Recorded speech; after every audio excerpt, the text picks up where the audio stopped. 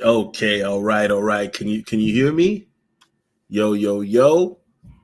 Let me know if you can hear me in the chat. All right. Can you hear me? Okay, awesome. We got the Yo. audio steady going, Let me steady know. flowing. All right, all right, all right.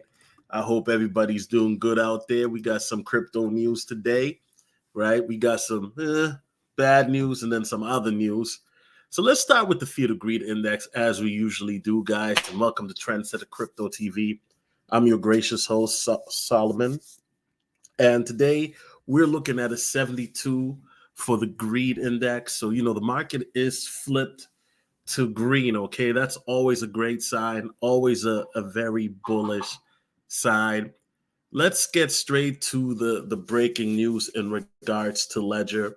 And once again, I do want to apologize dealing with some laptop issues. So you guys, please be patient with your boy because I've been trying to get this rectified, but the attacks are real, guys. Okay, the spiritual warfare is real. Okay, when people wonder why I don't be going live that much, I'm telling y'all that the spiritual warfare is real just for me to get to you guys live. Okay, there are a lot of people that watch me that do not want me to give you this information, and some of these people are not really people, if you understand what I'm saying, okay?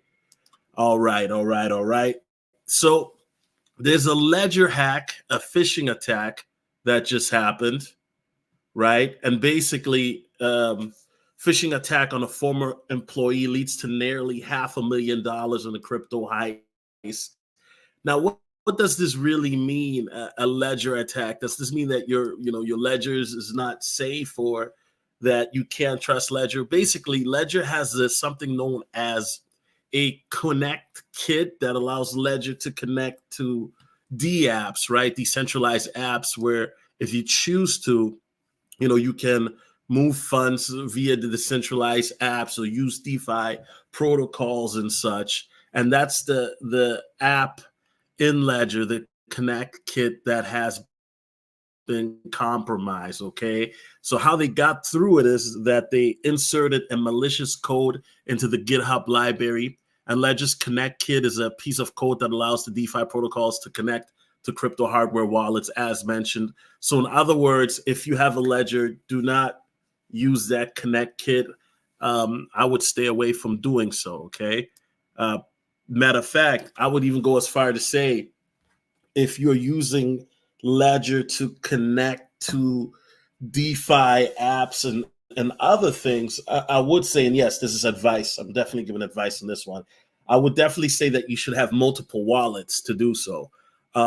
Because to have all your crypto in one Ledger wallet, and then if you were to connect it to a D app, and then you have an exploit like this happen, now you have people, unfortunately, whose wallets are compromised. In this situation, I was just on X.com. There's a person who lost two, maybe three, right? They lost three NFTs. And hold on, let me see if I can scroll up. And guys, this is one of the things I've talked about in the past. What's going to turn people off about crypto is the security factor. Okay, so this is a guy here on X.com. His name is Pop Punk. Okay, earlier this morning, the hack caused him to lose two mutant apes and one bored ape. Now, you guys remember in 2021, bored apes was like the dime piece of NFTs. Okay, like everybody wanted to have a bored ape, and look at what he's doing to his ledger, guys. You see that? Y'all see that? I mean, I got him. I know my internet is bad right now, but I know y'all see that. Okay, so guys, once again, security is paramount because remember, when it comes to crypto, you're your own sovereignty. And I'm not going to sugarcoat and lie to you guys, or like some of these other YouTubers and act like this ain't going on, because there's a lot of YouTubers right now, they pretending like this ain't going on. This is unfortunately a real thing in crypto, and that sometimes there are bad characters in the space who will try to utilize um, malicious tactics and techniques to get their funds.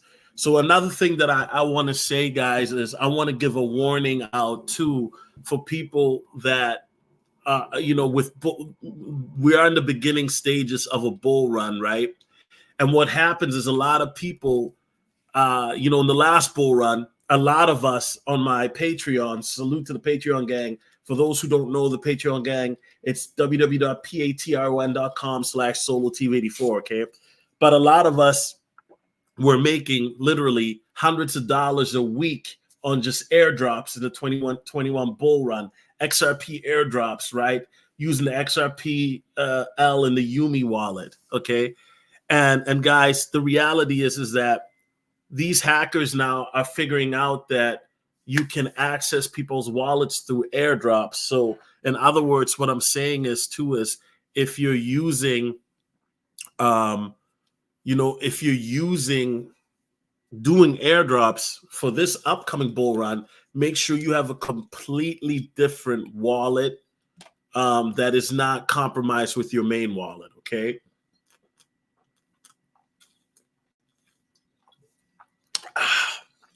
Sorry, guys, I got to hit this water. I'm dehydrated. It's 40 degrees. You know what I'm saying? But yeah, guys, if Ledger was a basketball player, they got the dude traveling. Oh man, maybe it's too soon, but yeah, guys, it's not, and I'm not laughing at people who are losing their money. That's not what I'm laughing. I'm just laughing at this little meme here because Ledger, man, that's a travel like crazy. If you watch basketball, this is a bad move. But yeah, guys, the reality is I hope that, you are taking, wow, dang, people are throwing their ledger. Dang, well, people are tripping right now, bro.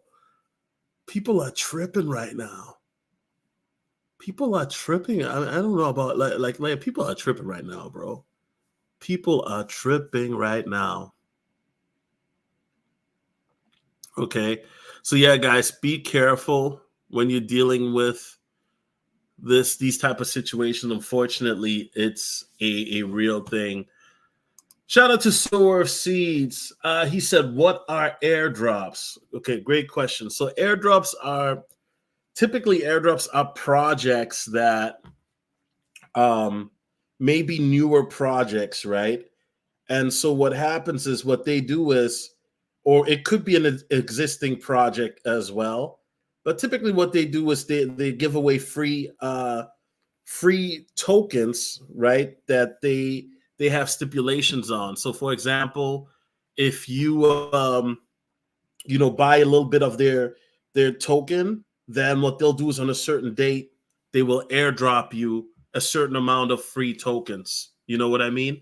So that's one of the things about what airdrops are. So airdrops basically are a way of when a project takes a certain amount of the project's assets, send them to people for free. It allows that token then to be able to be utilized and create some buzz out there to get the name of the token out there. So that it's basically a promotional thing, but also it allows you to have free tokens, right? And so a lot of people utilize airdrops to get free crypto because it's a good hustle to get some free crypto. The problem is that you have some hackers who will utilize that to also scam because, a lot of hackers understand that people are greedy, and that's how hackers are able to get away with, and particularly scammers are able to get away with their scams because they understand that people are greedy and they're able to play on that fact. It's unfortunate.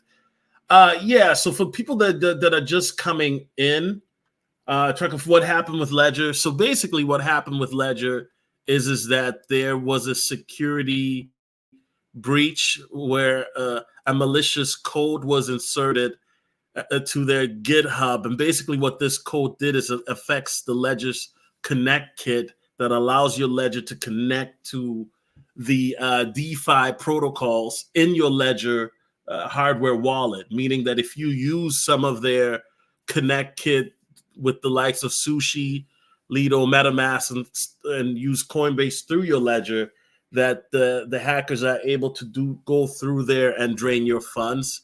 Now, this has something to do how they got access is through a former employee. They got drained for nearly $500,000. Okay. So personally speaking, I was just mentioning, don't use the Connect Kid. Um, and if you decide to do so, you want to make sure that you have ledgers, multiple ledgers, because of the fact that, if something like this happens now your ledger may be compromised. Okay. So it's unfortunate. These things do happen. Um, you know, and I'm not here to sugarcoat anything. It's very unfortunate. You mainly use Descent and Eliopal. Okay, yeah, I love Descent. Descent is dope.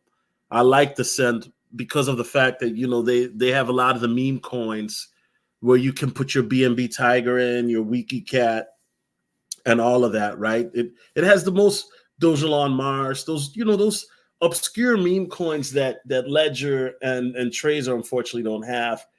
Illipal, I have not used that one, but I'm definitely familiar with that one. I've heard of it, right?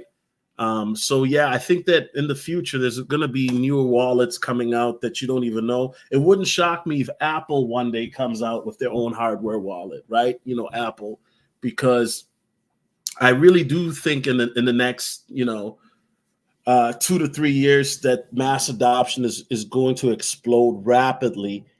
A lot of people have to understand what's going on the tech side and how things are just exploding massively, right? We know that the AI thing was a phase.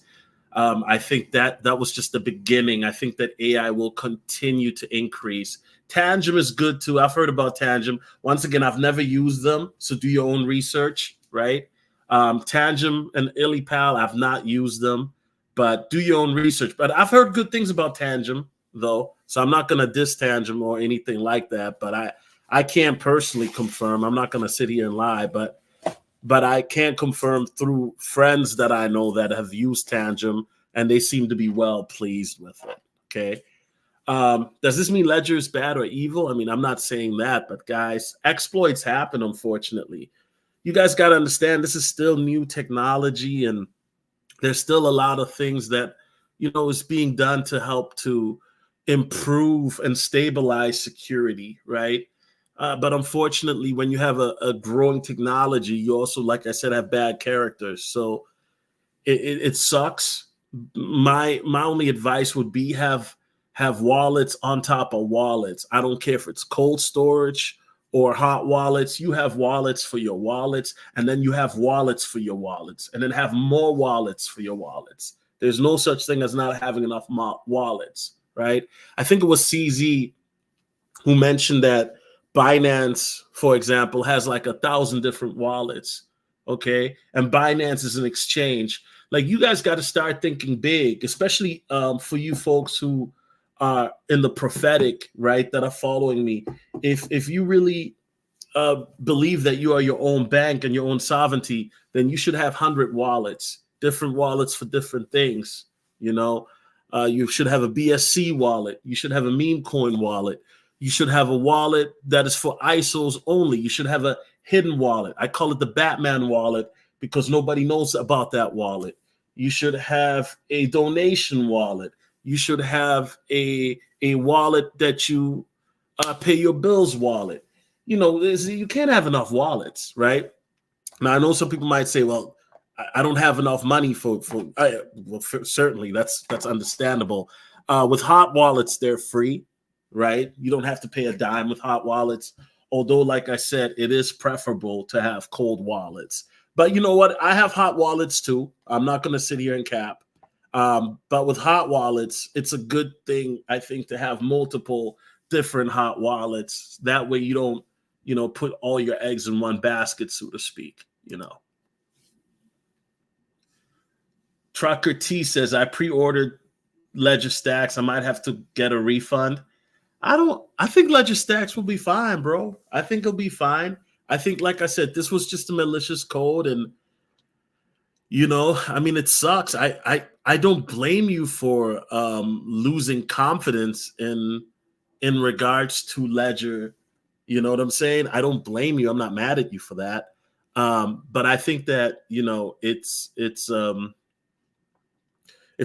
one of those things where it's unfortunate, because and I'm gonna be real with y'all. There's no such thing in crypto as 100% security, right? Anybody that tells you that is lying. And the reason I'm telling you guys this is because when you have people that are able to hack and people that are doing able to stuff like this, you can't really say 100%.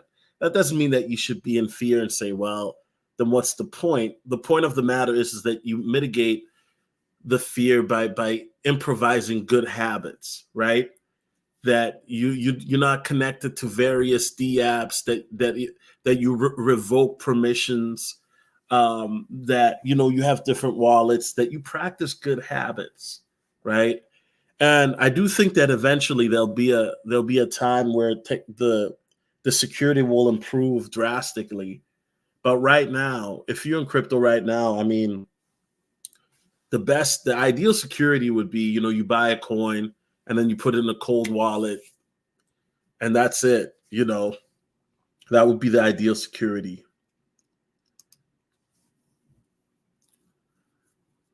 Truth with eyes open says, should we move around coins? I think that I don't think there should be a cause to panic and move around coins. Like I said, I think that it's good to have multiple cold wallets. I don't care if it's Ledger or Trezor, Descent, Alipal, Tangem. I think it's good to have multiple.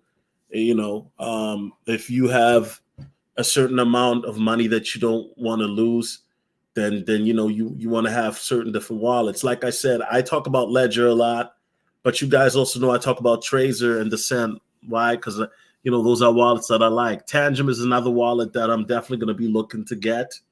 Right now, I just don't, you know what I'm saying? I just don't. I mean, how many wallets can you get at one time? You know what I'm saying? Yeah, but I don't think there should be a cause to panic. Trucker T says it's too many breaches. They had people info leaked a few years ago. Facts. I remember that. This was 2018, right? And I was around when that happened. And I got one of those emails, and I thought the email was suspicious. And it's by the grace of God that I didn't partake in that email. But 2018, I remember that. Definitely, it's a crazy thing, man. It's a crazy thing. Truth with eyes open says banks get hacked as well, so it's what comes with the game. Yeah, facts. Banks get hacked as well. Turns out the latest hack affects all users, not just at Ledger. Stay safe, guys. Don't connect to DApps at this point. Sometimes you just have to sit on your hands. Yeah, guys. So I heard MetaMask is affected as well. Oh man. So so that's a. I'm telling you, bro. It's stressful, bro. It's stressful. So imagine, man, and you guys know I don't care for MetaMask, man. You guys always, I just don't. I told you guys the story. I had $300 in USDT in MetaMask. I was trying to buy a coin, and the $300 just disappeared, man. Like it just went like poof. I'm like, what happened to my $300? And I'm laughing because it's not funny, but the point is, I never saw that money again. After that, I said, man, forget MetaMask, man. Iman Perry says, never trust a Ledger. Always says, don't trust him over there. Okay. What do you use, Iman Perry? Yeah, and you know what? It sucks for Ledger. This is a bad day, right? And like I said, if you want to use, there are other options, right? Look at people are really going ham. Dang, man.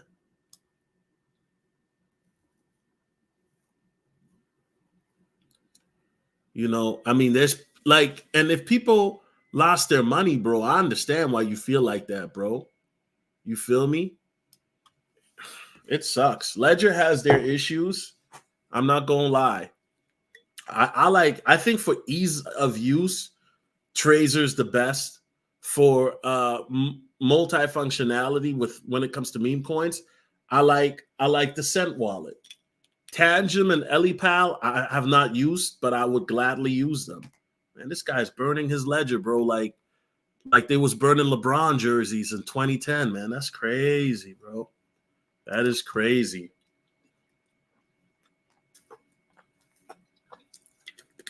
We are own banks. Yep. And I apologize for the language on the screen, guys. We're own banks. Banks are protected. You're not. Exactly. You're not protected. You know what I mean? This might be it for Ledger. I don't think it's it for Ledger. Look, this dude got a blowtorch to the. Yo, I'm sorry, guys, but where do you come up with? Where do people come up with this stuff, man?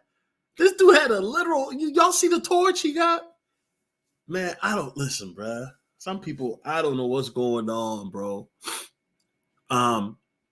But if people are frustrated and upset, I certainly understand, guys. You know, I've lost money in crypto wallets too. I remember I lost some money using. Remember Jack's wallet? Does anybody remember Jack's wallet? If you're a crypto OG, man, that's one of the ways that I first got into hot wallets was with Jack's wallet. That was Jack's wallet and Coinly were like the first wallets. You know what I mean?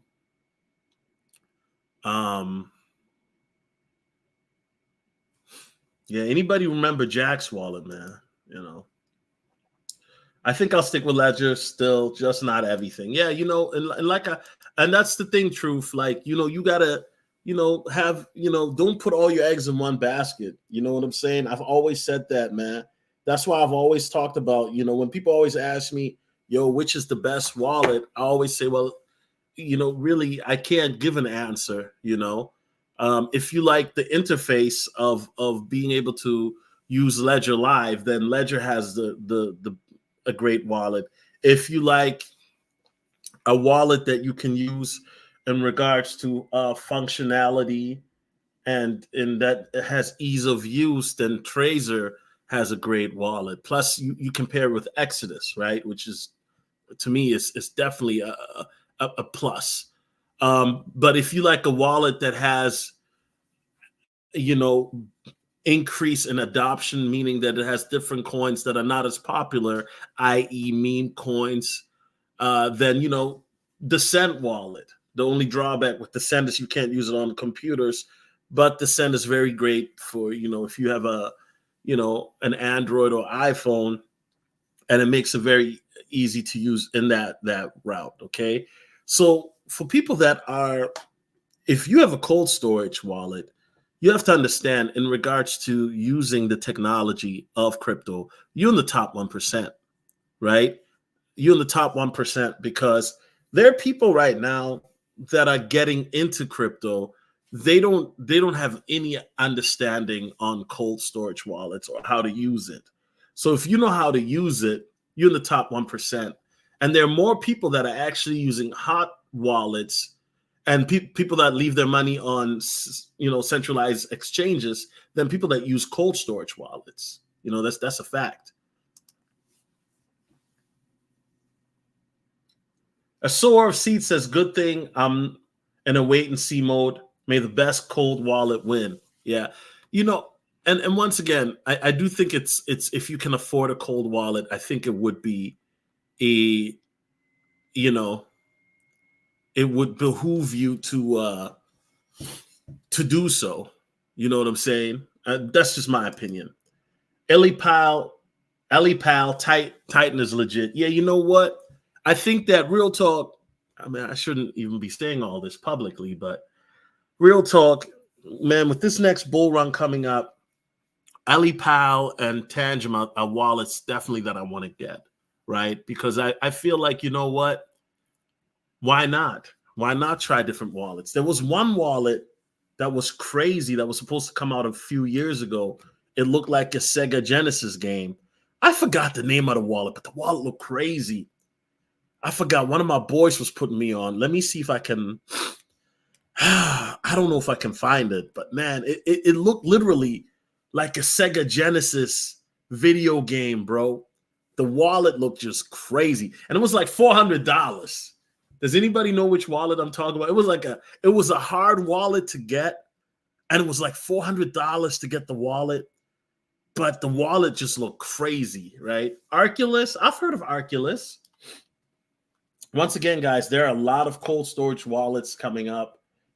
I remember, 5 years ago, the only cold storage wallet people would talk about was Ledger. You know what I'm saying? That was the only cold storage wallet.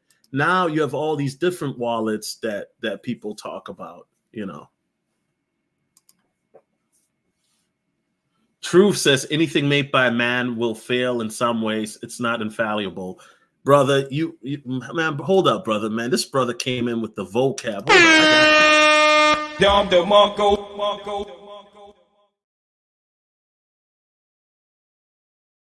I had to bring that back, exactly, man. And that reminds me, I believe it's Psalm 118, verse 2, if I'm not mistaken. Hold on, let me see, man. Hold on, because you guys know I've been trying to read more lately, man. Nope, it's not Psalm 118, verse 2. But there's one psalm that says, "Don't trust in man, put your trust in God, because man will always fail." You know what I'm saying? That's true. That is true. Are you talking about Engrave Wallet? Is that Engrave Wallet? Is that it? I don't know, but it was a crazy wallet that was like $400. And, Illipal is a wallet too. Like, I'm looking at this. Hold on, man. Let me pull up these wallets for y'all, bro. Let's since there's other stuff I want to talk about, but let's make this since we talking about wallets, let's pull this up real quick. Let's see what's going on, man. I think this is it, bruh. I think this is it. Bruh. Hold on. Is this the one? Yeah, bruh. I think this is it. And they had is this the one that has like a 2-year waiting list? Trucker T? Hey, shout out to Trucker T, bro. Hold on a second. Yep, this is it. This is it, bro. This is the one for $400. Y'all notice how it looked like a video game? And bro, last time my boy was telling me to buy one, but they had like a year and a half waiting list. The waiting list was crazy, bro. Yeah, bro, look at this. Look at this, bro. It looks like a cell phone, bro. Like, it is a wallet, bro. I'm telling you, man. And then I saw another crypto wallet they showed. I think it was Ledger or some crypto wallet. It looks like a ring. Like, look, now they're trying to make these wallets into infinity stones, man. You know what I'm saying? Oh, man. Oh, now they're trying to make these wallets into, like, they had one wallet that looked like a ring. Y'all know what I'm talking? I believe it might be Ledger, but it's crazy. And I'm thinking to myself, why would you want to advertise your wallet as a ring? Because if I'm a scammer and I know that's a wallet, and guys, I'm going to tell you guys something right now, man. And I've said this before, but guys, make no mistake. After the next bull run and during, but the scamming is going to be ridiculous, okay? The scamming is going to be ridiculous, guys. I mean, I'm talking about technology that, you might think might be in movies like Back to the Future, where somebody's in the building across from you and they just hacking your wall. I mean, it's going to be ridiculous. Truth with the eyes open says, keep reading Solo Real Talk. Hey, appreciate that, man. God bless you, bro. Appreciate that. Boston Data says, any wallets y'all know are compatible for Mac OS? I think the Cent wallet, my guy. The Cent wallet. Shout out to Boston Data, man. He's an OG. He remembers me in my heathen days, man. Shout out to him. Truth with eyes open. That looks like a GPS. Yeah, bro. I mean, this is it's insane. So yeah, this is one that the Engrave, man. People were talking about this a few years ago, but the reality is that a lot of people, it's $400. Like, who wants to spend $400 on a wallet when you can walk down to Best Buy and buy a Tracer for $75? Trucker T says it's out now. Okay. Trucker T, you got one? Let me know, bro. Let me know. I mean, let me know.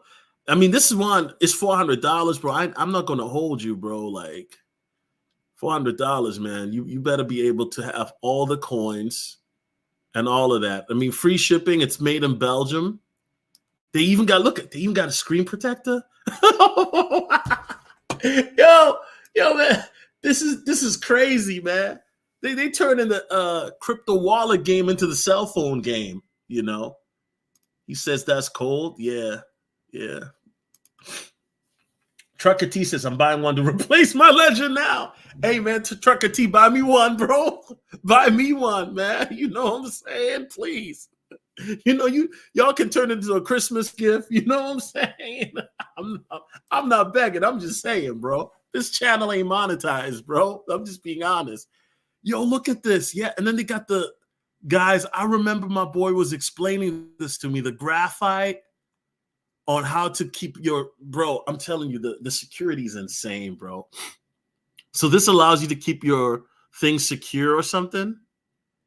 I forgot, but my boy was explaining this. This was years, like this was like 2 years ago, right? And he was explaining to me this graphite thing, and yeah, man, this wallet is cool. I'm not gonna lie. So the Engrave guys, listen, guys, I don't know anybody who has this wallet yet. It's $400, $400. You know, I might get that one. You know. Any time projections for the next bull run? Oh, great question. Very great question, Lloyd Sky. So you know what? I was looking at. I actually was doing a breakdown, right? Let's do this here. Let's do this here. Let me do this here real quick. Okay. So I was doing this actually on Patreon, Lloyd, but I'm gonna give a bridge version on any time projections when it comes to the next bull run. Okay. So first, let me just say this positively and sincerely that I believe right now we are in the beginning stages of a bull run. Let me just say that again. I believe that we are in the beginning stages of a bull run. So in other words, what that means is that we're in the infancy of a bull run, but we're not at the top. Now I'm going to give you guys some game and some stuff. Lloyd Sky, don't take my word for it, that you can research, okay? But I did the research for you. So I'm going to give you some bars because I actually just did a Patreon video on this. Okay, so the estimated Bitcoin halving, right, is April 17th of 2024. So we're 125 days away, okay? However, there's another thing to factor in, and that is the Bitcoin ETFs. Now, the BlackRock ETFs were submitted back in June, and the deadline is June the 5th to the 10th, okay? So let's take a so here's the thing, guys. With Bitcoin halving, right?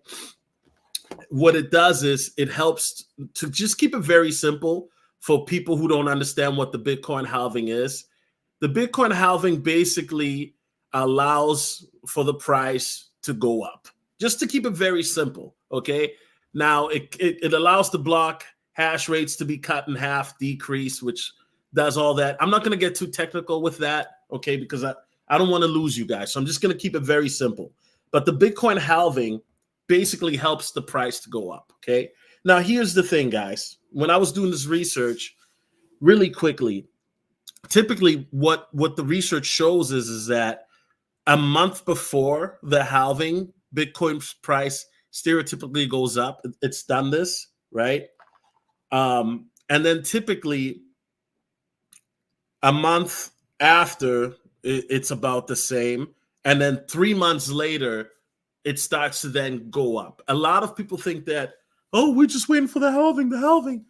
On the halving itself, it's not going to explode, but it's the price action leading up to the halving and after that what is getting a lot of people excited. So now you have people making a prediction that by April, for the next Bitcoin halving, we're looking at anywhere from a 40,000 to a 60,000 BTC. Okay, those are reasonable, predictions, what have you. And then there are predictions that after the halving, that we're looking at a $70,000 to $80,000 BTC, and that we possibly could finish the year in 2024 with 100K BTC. Okay, now this is based off of historical factors and blah blah blah other stuff that I'm not going to get into because I'm not trying to bore you guys to death, and I went deeper into it in Patreon. Okay, but any time projections for the next bull run, whenever historically it's shown, whenever the halving occurs, typically within 15 to 18 months. Okay, let me say that again. 15 to 18 months is the Bitcoin top for the bull run. Okay, so this right here, the reason I'm pulling this up, Lloyd, is if we go by this and let's say that history repeats itself, right? And April 17th, and then we go from a year to a year and a half from that, that is going to be a Bitcoin top price. Okay. So that's a good indicator of because I know you don't care about Bitcoin right now being at 41,000, right? I know a lot of people don't care about that. People care about the blow off top. However, if you talk, Bitcoin is actually at 42,000. However, a lot of the OGs, I was talking to Maurice, shout out to him, he's been dollar cost averaging, and now he's at a point where he can take profit. Now he go to game. Here's where the game switches. With the ETF, right? Let's keep it real. There's a lot of volatility that's going to happen with ETFs. Personally, I think it's going to be a lot of volatility in a sense that the market is going to go up and it's going to go down, right? I don't have time frames or exact numbers, so don't ask me. But I do think it's going to go up and it's going to go down. It's going to be an opportunity where if you are ready, that you'll be able to take profits. That's number one. So we're talking about January 2024 because that's when it's expected for the ETFs to be approved. Now, let's say they pull an okie doke and do it before then, which I highly doubt, because the SEC, they like to do everything to the 11th hour, right? They like to the SEC. They're not really rocking with crypto because Gary Gensler is dirty. He's been compromised, right? But let's say they approve it earlier than that, then you could see market action and traction happen before. But we've already seen that. Okay, I was just looking at some stuff in April. Bitcoin was at $28,000. Okay. So within 4 months, we have nearly doubled. October the 20th, Bitcoin was at $29,000. That was in October, guys. Don't believe me? Let me pull up the numbers. Let me give you the facts. Okay. In October, Bitcoin. So imagine from August, right? From August to October. Matter of fact, it was even lower than that. Man, I'm good. So here's the thing, right? So imagine like October, if we go to October the 1st, Bitcoin was at 28,000, right? I said that, right? Facts, right? But then if you go down, it went down to even 27,000. Then October the 20th, we were at 29,000. So imagine August, we were at 28, right? Then October, we were moving from 27 to 29. Then you notice after October 20th, we get the, right? 34, right? 36, 43 by December, okay? It's been going up. Because you guys know that Bitcoin can howl, BUTT if it wants to, okay? So what's my point with this? What is my point with that?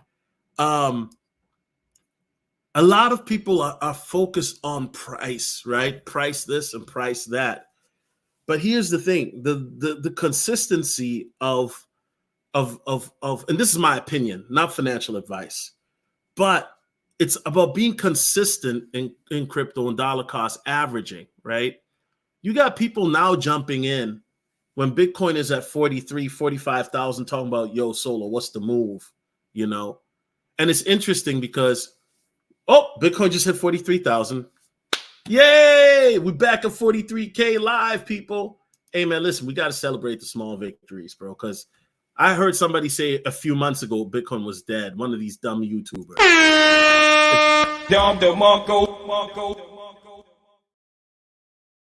Okay, so the point I'm trying to make, guys, is here's something that I learned from my millionaire Nigerian friend is that the key to becoming a millionaire, he told me, in crypto is to be consistent with your buying, no matter what the market looks like, no matter how bad and how entrenched it is, right? You continue to buy consistently, whether you're buying consistently daily, which is not possible for most people. So weekly, and if you don't get paid weekly, bi-weekly, right? Or even monthly, but you're consistent with it. The problem is that a lot of people are not consistent. A lot of people fall off. And then you guys ever read Crypto Confessions? I read Crypto Confessions all the time. It's you can find it on x.com or Telegram. You know, I post it sometimes on my Telegram group. But you hear a lot of people that just start going the full degen route. You know, they throwing in their whole life savings in the NFT or something. A lot of people did that. You know what I'm saying? A lot of people did that. Oh, my bad, Lloyd Sky, but I hope that answered your question, bro. So basically, we are in the beginning of the. Let me read. Golly, I'm long-winded. I'm sorry, guys. My bad. So basically, just to recap really quickly on your question, and I know somebody's watching the playback and it's like, man, this dude talk too much. Okay, here we go.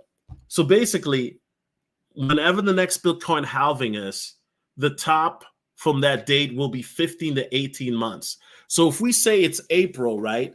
We're looking at 15 to 18 months. We're looking somewhere at July to November or possibly December of 2025.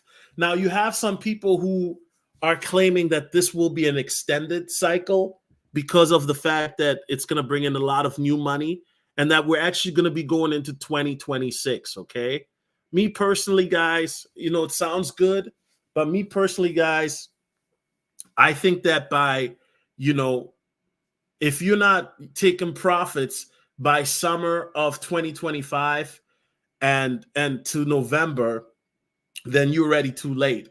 And matter of fact, if you're here right now, right, Lloyd, if you're here right now, bro, you got to get on the Patreon, bro, because I broke it down on how you can take profits before the next Bitcoin top, before the next bull cycle top. Because right now we're in a situation where, look, listen, all these meme coins are coming back, right, guys? And I know people, oh man, he talked about meme coin again. I thought you said you was done with meme coin. I saw you go talk about XRP. What happened? Listen, I love XRP. I really do. Okay, we know where XRP is going, but let's keep it real. We got to be honest, and I know the audience, y'all ain't gonna keep it real with me unless y'all keep it real with me. But let's keep it real. Are you in crypto to make money fast, or you really trying to learn about the tech? Let's keep it real. Now, I need y'all to be honest. Are you on this channel to learn about the tech and to learn about a mass adoption, or you just here to learn about how to get this crypto money fast, right? So the reality is meme coins are popular for a reason. See, your favorite YouTuber ain't gonna tell you this. They're gonna be here and say, "Oh man, it's about the community, man. It's about the tech, man. Man, come on, let's keep it 100." Some of y'all trying to get rich. It's cool. I'm not judging you for that at all. Okay. Okay. So Lloyd says, I know we see movement now, but is it the actual parabolic run? Well, Lloyd, I answered that question already earlier.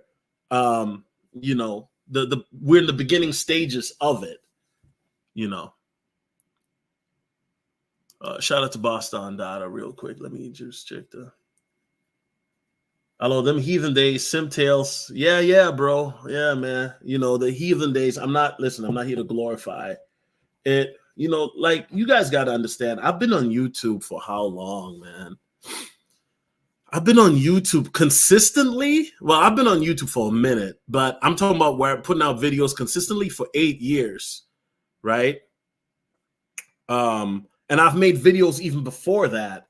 when I was younger. So, like I said, I'm not anybody who knew me 8 years ago and then me now. 8 years ago, I wasn't talking about no crypto and stuff like that, so it just shows you that, life is about growth and progression. And, that's what it's about. I mean, could you imagine me talking about 8 years ago about AI and robots and stuff? No, wouldn't have happened. Truth with the eyes open says ETF approval, Bitcoin halving, burns in liquidity. Let's go. Yeah. So, so the reality is, as I was saying earlier before I lost track of my thought process, right? That meme coins right now are the rage, right? Now, Bonk is a coin that I haven't really talked much about publicly, but I did talk about it on my Patreon. And this is on the Solana chain. And this coin went crazy, right, last year. And now it went crazy. It's going crazy again, okay? Look, you got DRB up 53%. BNB Lion is up 39%. WikiCat went up 40-something% the other day, right? So you have, remember, guys, I made a video just about a month ago talking about a meme Christmas, right? And some of you guys thought in the chat that I was capping or I didn't know what the heck I was talking about. And look, now everybody's talking about meme coins again, right? But just go look in the video that I made. It's a live stream, right, that I made. And even with Lunk, I was talking about Lunk before the Lunk rise. I was talking about Lunk a month ago going up, right? And now fast forward 30 days later, Lunk has gone up 133% or something. Let's go back. But once again, guys, it's crazy to me because if you pay attention to this channel, bro, like I want everybody in this channel to be balling, bro. I really do. I really do, because we got to change the world, man, to make it a better place, man. You know what I'm saying? A lot of us, man, we got to change the world, because this world is going to it's in a wicked place right now, bro. And right now we need to see 130%. Before it went up 130%, I was talking about Lunk going up, right? So right now we're in that meme season, meme Christmas, and some people say Lunk ain't a meme coin. It technically is, right? But 30 days ago, I made that video talking about will there be a meme Christmas too? So, right now it's a good time to be in crypto, man.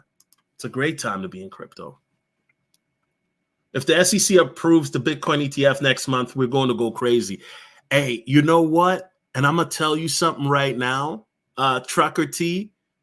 I expect ridiculous volatility, right? To the point that we're going to see upswings and downswings that are going to, that are going to just look ridiculous. And I do believe it's going to be a buy the rumor, sell the news event. So in other words, what I'm saying is, if you are in the market now, you've been dollar cost averaging, you're going to be sitting pretty. You just got to make sure that, you put yourself in position to take profit if you choose to do so, setting up limit orders. And if you are looking to capitalize on the volatility going down, then you set up buy orders, okay? So that's just a little tidbit that I got to say. Now I'm saying Jeremiah 17:5. Hold up, man. Y'all dropping scriptures on me, bro. Like, let's get it to popping, man.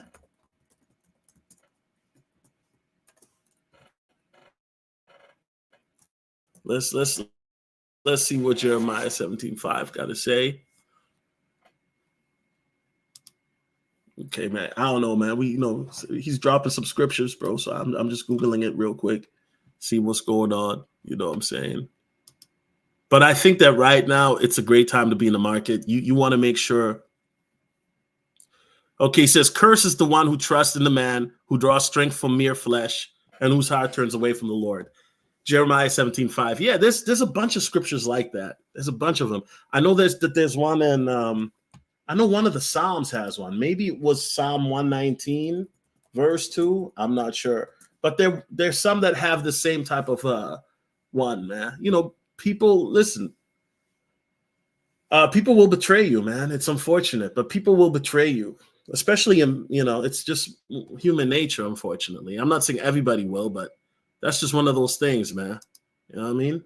People are grimy, man. You know, especially when you're dealing with non-Christian people. You know, hold up, what happened to my screen? See, see that's the devil right there, bro. Y'all see what the devil just did? You don't see? You know what I'm saying? I'm telling you, bro. People think I'll be wilding when I say I'll be on the spiritual attack. Look at just what happened to my laptop. I pull up a scripture, and all of a sudden my screen just went black. Screen was just fine the whole time until we pull up the scripture, man. I'm telling you, bro. You start quoting scriptures, you start worshiping and praising, bro. You really agitate the enemy, bro. That's a fact. Lloyd Sky says, I think the institutional money will settle in by then as well. Yeah, so, with the ETFs coming, right? Once again, and anybody who tells you, oh, we know what's going to happen, right? Even myself, because we don't know what's going to happen. Why? Because there's never been a Bitcoin ETF. But I do, in regards to the speculation, and let's get into that, right? So this is some speculative thoughts. That I think that when ETFs get approved, I think they'll get approved in succession, meaning that they'll all get approved at once, and it's going to cause a frenzy in the market, but it's going to cause the markets to go up and also to dump as well, because it's going to be volatility. People are going to buy, and then people are going to take profit. That's just how it goes, Lonzo says, make money fast, the shortcut to freedom, but appreciate the journey. Yeah, and that's what life is about, man, is growing through and growing through the journey. You feel me? That's what it's about, going to and growing through the journey. And the journey can be tough. The journey's not easy. It's not for the faint of heart, man. It's definitely not. Can't be a punk and be in crypto, bro. No, you can't, because the mental fortitude that you need to be in this market, even during a bear market, you gotta understand, like, you gotta be Teflon in this market, because if you and I've talked about this so many times, because it's easy to get emotionally swept away, whether things go positively or negatively. When things go negatively, right, you're up. We hear stories like this, right? You're up hundreds of thousands of dollars or millions of dollars during the bull run, right? But then you're like, I'm hodling, right, for life, because everybody's saying that. And then let's say that you were up hundreds of thousands or millions during the bull run. Now your portfolio is down 90%. And now, it's like this. My Nigerian millionaire friend will always say that, his girlfriend knows when the crypto market is up. You know how she would know? Because he would be in a great mood, right? She would just know. She's like, oh, the markets must be up. And sure enough, she was right. But she would also know when the markets would be down. And so she'd be like, oh, the markets are down. I'll talk to you later, because you bugging. And sure enough, he's like, how do you know that? And she's like, oh, it's easy. I can tell by your mood. When the markets are up, you're just like a kid. But when the markets are down, you're like an old grumpy guy. And it's like, it's interesting, because it's very easy to see that, because even for me, sometimes I've noticed, like, when the market is up, man, I'm in a great mood. Y'all notice that now the market is going up, I'm doing live streams again. Right, exactly. Somebody in the chat, right? Because when the market was down, bro, I was doing a live stream once a month. Now I'm doing live streams like once a week.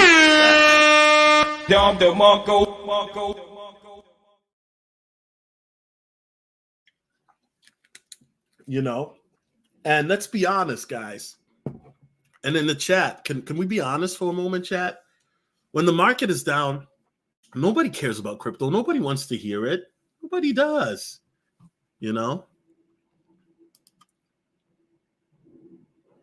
Boston Data says it was still entertaining, but you holy now, Elba, after that weight loss. Yeah. I mean, I put some back on. I put some back on. I got to get back to it, man. But man, in life you go through things, bro. And I think on my other channel, I might have to talk about it more extensively, but we'll see. We'll see, man. It's just a lot of things that are going on right now, you know. You still had that Bitcoin chant. Bitcoin chant. What do you mean by Bitcoin chant? I bought $50 of Lunk when it crashed. I haven't even looked at it. Hey, boss Dundada, do me a favor. Look at it. I need you to look at it, bro. I need you to look at it, man. Look at Bonk. Just the price action is going crazy. So, guys, here's the thing, man. And this is, if you're in crypto right now, you can be in position where, you know, if you play it right, the next bull run, you can make more money than you've ever made in your life. But there's got to be three things that you have to be willing to do. Number one, you got to be consistent. You got to be consistent, right? Whether it's dollar cost averaging, whether it's studying the market, whether it's doing your research, you got to be consistent. Number two, you got to have a plan. If you don't know what I'm talking about, check out the live stream that I did last week before this. Well, I did it on Sunday, I believe. You gotta have a plan, right? So number one, be consistent. Number two, have a plan. And number three is you gotta be able to read the room. Okay. And this one is for people who are advanced. You kind of should understand what I'm talking about. If by advanced, I mean you've been in the crypto space for 2 years or longer, right? Since the last bull run. For those who are new, you've been in the crypto space less than 2 years. By reading the room, I mean you got to be able to tell when it's time to, you know, hit the sell button and hit the profit button, right? Hit the buy button. You got to be able to read the room, right? So, for example, let me give you a quick example here, and I've done this many times that I show this, even though a lot of people don't you know believe in this, but I'm going to show this. So, one of the things that I like to do is the reason I like to pull up the Fear to Greed Index, right?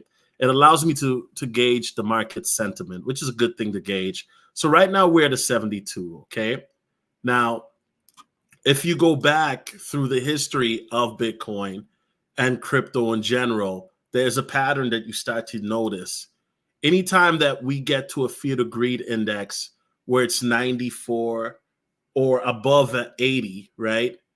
That's typically a sign that it's time to take profit, okay? Now, if you look at this, the charts historically never lie, right?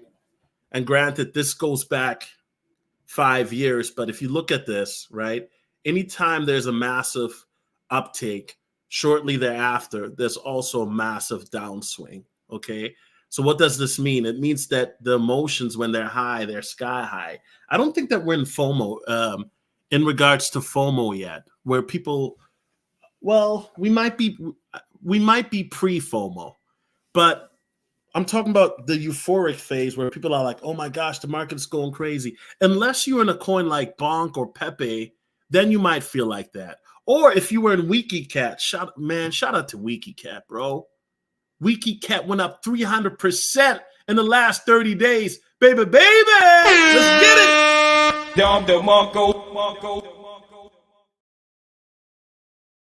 When you hear somebody talk like that, right, you hear how my voice just went up that octave, right? WikiCat went up 300% in the last 30 days. What are you waiting for?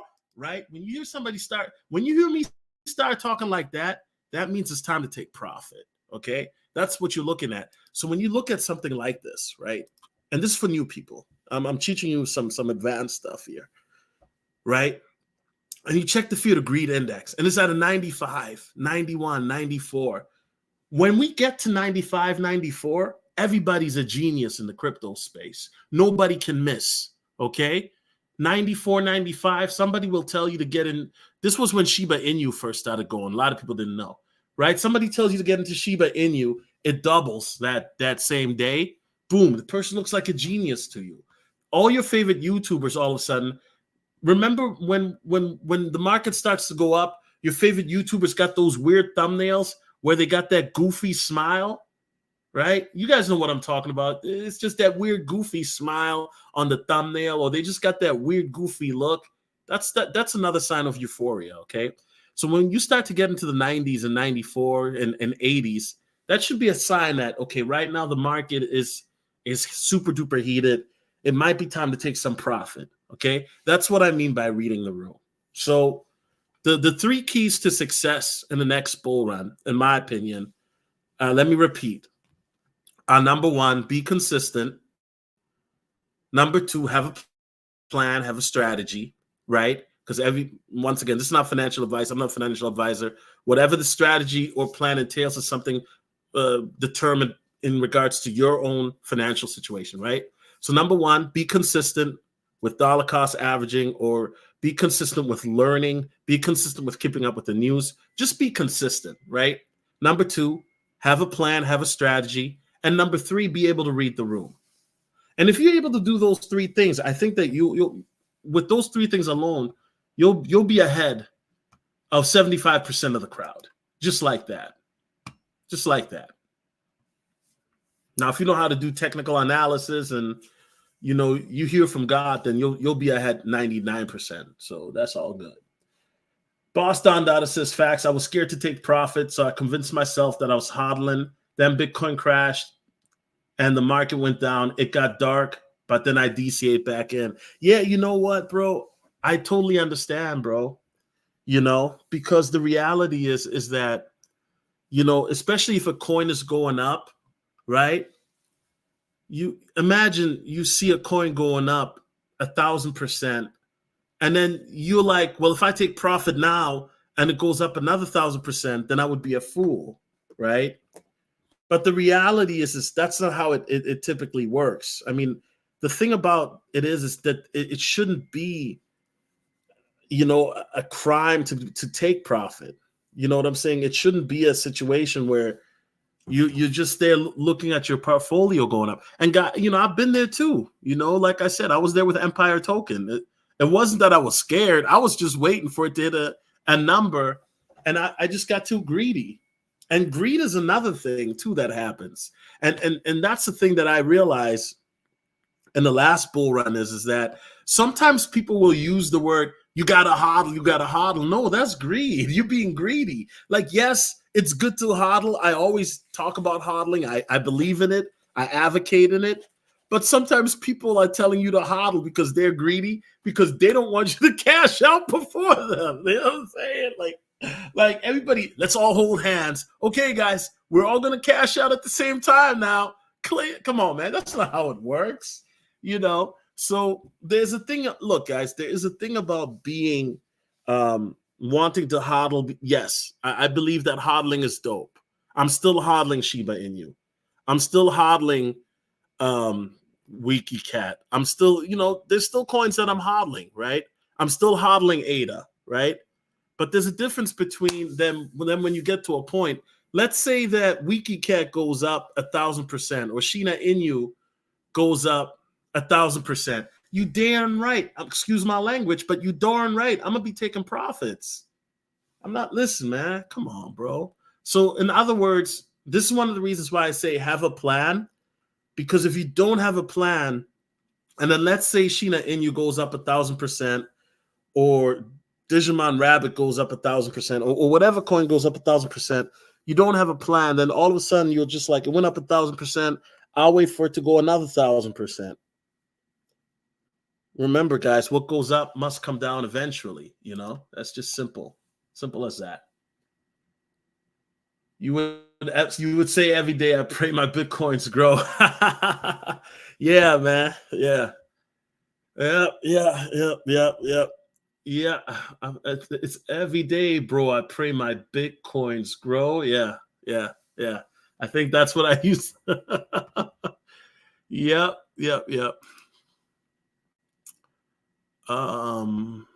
Trucker T says the last bull run taught me a big lesson. I seen a Lambo leave my wallet since I didn't take. Ooh, that hurts, bro. But I understand, bro. I understand, bro. And then the crazy part is, it's like, then 6 months later, you're sitting in your house or your apartment, just talking to yourself, like literally having this conversation. Come on now, dog. Come on, man. You know, like I said, I mean, I had, same with my crypto, my Nigerian millionaire friend. I always mention the story of how he took like $18,000 of a coin in profit, right? And he thought he did very well, but had he waited 2 more weeks, it would have been $4 million. And and I know we all hear stories like that, right? We hear stories like that about the guy who's like, yo, I took $18,000 in ship profits, but if I would have waited 2 weeks, it would have been 4 million. But the reality, guys, is this. I'd rather somebody take profits at a stage that they feel good than at a stage where, imagine you had the 4 million and you didn't do anything with it. Come on, man. And I'm pretty sure, listen, let's say you have a coin that went up to 4 million. I'm pretty sure most people in the audience would take profit, but I don't think a lot of people would, like you would. Because think about it. Imagine a coin that you have all of a sudden goes to $4 million, right? Just out the blue. Let's say, since we're looking at Bonk, right? Let's just pull up Bonk. Well, nobody is in Bonk. Somebody give me a coin. Somebody give me a coin. Like, give me a meme coin. Somebody give me a meme coin in the chat. Let's do this. Somebody give me a meme coin. Pepe? I don't know. Somebody give me a meme coin. That just let's have fun with this. Right? But let's do this $4 million scenario. Okay. Let's use Pepe. Because everybody loves Pepe all of a sudden. So let's use Pepe. Okay. So let's say you buy Pepe. Let's say you put $1,000 into Pepe right now. Okay. Pepe is at what? A $583 million market cap. Okay, right? So hold on, guys. I'm trying to do some math here. I got my calculator. Okay, so let's do this, right? While I'm doing this here, let's say that the $1,000 that you put in Pepe goes to 4 million, right? Right. That means that it went up 4,000 times that amount, right? So are you going to take profit? Now, I know a lot of people are going to say, Solo, yes, I would take profit. I would take profit, blah, blah, blah. Right. But the reality is that I don't think that you would take profit. You know why? Because let's say you put that $1,000 in today and by next week is 4 million. You know what's going to happen is your mind is going to tell you that it's just going to keep going up. That's what happens. And in the chat, you know that there are people in the chat that can vouch that I'm telling the truth. Because what happens is, this is what happened. I remember when I first bought Shiba Inu, right? Every day I would wake up. My first time buying Shiba Inu, I put in, how much money did I put into SHIB? I think it was 400 or 500, right? Let's say I put in 500 to make it easier. The next day I woke up, it was 1,000. Then the next day after that I woke up, it was 2,000. The next day I woke up, it was 4,000. The next day I woke up, it was 6,000. Next day I woke up, it was 7,000. Next day I woke up, day 8, it was 8,000. So for the first 3 days, every day that I woke up, my Shiba Inu literally doubled from the original investment. Remember, 500 went to 1,000, 1,000 went to 2,000, 2,000, 4,000. Okay, you're following me, right? I put $500 in. It went up to 8,000. Then it started to go down. Do you think I took profit? No. I went in all in, bruh.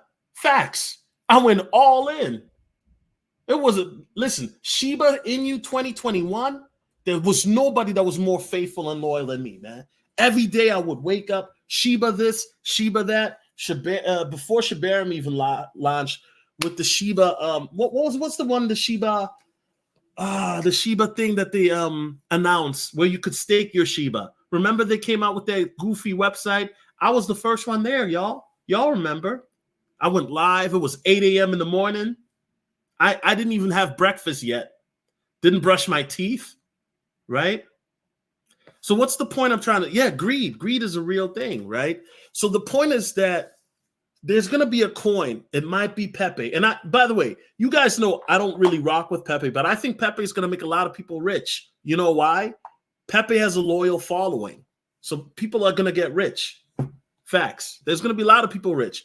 I remember that Pepe was at 150 before it went to a $1.5 billion market cap. And I could have made money on Pepe, but you know, am I salty? Not really. Not anymore, but there's going to be a lot of people that are going to become millionaires off Pepe, right? But here's the thing, guys. The point I'm trying to make, and I know I'm rambling, is that imagine you put $1,000 in, and then it goes to 4 million in a week or so. Wait a second. The Jesus coin is still pumping? I got to check this out, bro. Is anybody in Jesus right now, bro? I really hope it's not a rug pull, bro.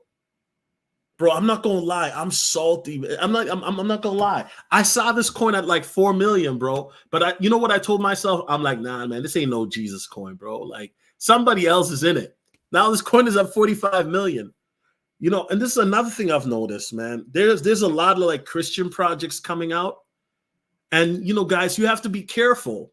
You got to discern, okay? Because I saw a coin come out called Satan coin. And I'm like, okay, now we got to chill. And then there was a coin called, I think it was called Joseph. And then this is how I knew it was a scammer. You know what they said in the Joseph coin? They said, we're trying to, hold on, let me see if I can find it. Because if you're a real Christian, you're going to see the scam in it. Because I'm telling you, just because they use God doesn't mean they're all genuine, man. Because some of these people are scammers. Hold on. I think this is the coin right here. Yeah, Joseph coin, man. Hold on a second. I'm going to show you guys the scam, bro. And everybody's going to see the scam, bro. Like, because this is how you know, like, the devil knows what's up. The devil now knows that the Christian community is in the space. Now, look at this. And if you're a Christian, tell me where the scam is.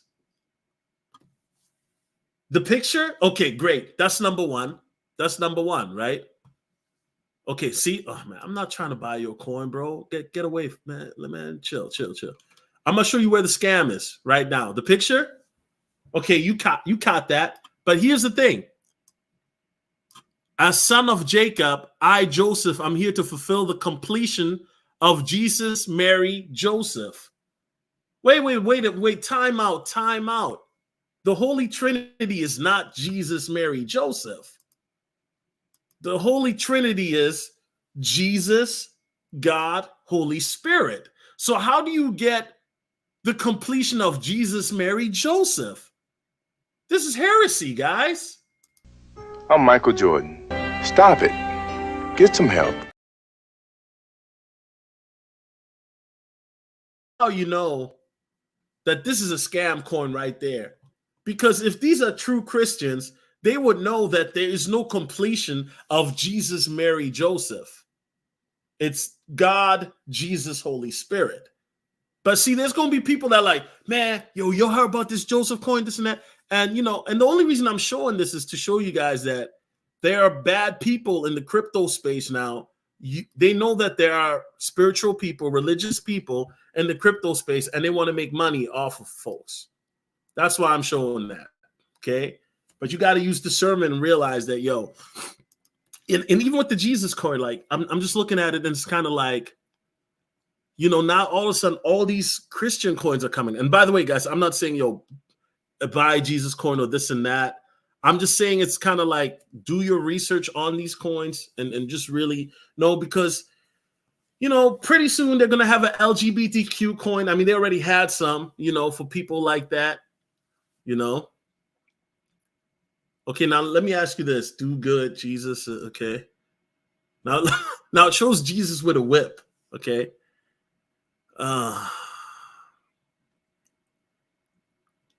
Jesus, the truth. You know, and if people really knew the image, They wouldn't even, if they knew this is a fit. Anyway, well, I'm not going to get into all of that. But if you really know what Jesus looked like, then you know what I'm talking about.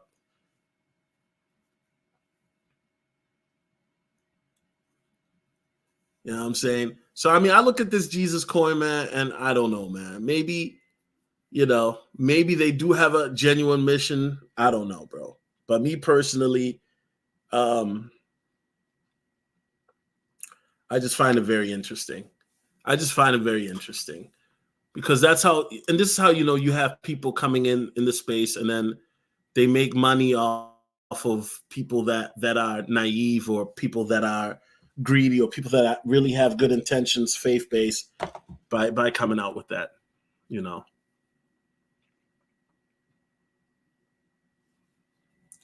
Tucker T says, bro, I always look when I bought Doge at 2 cents on Robinhood in January 2019, and I sold it because I said it wouldn't do anything. Yeah, bro. And the crazy part is, depending on how much Doge you bought at the time, you could have been a multimillionaire right now.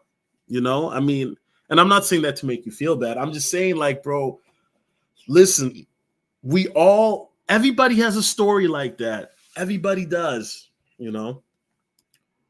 Everybody does. Yeah, guys, stay away from Satan coin. I mean, that's obvious.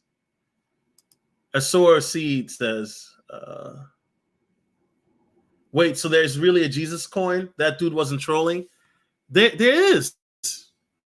There are all types of coins, bro. I'm telling you, there's, like I said, man, and I think the next wave are going to be these AI coins.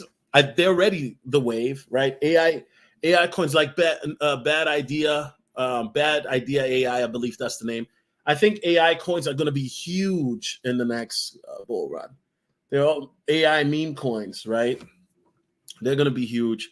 And just AI coins in general, right? I think they're going to be very, very huge. Ryan James says the real Messiah would be quick to flip. Yeah, bro.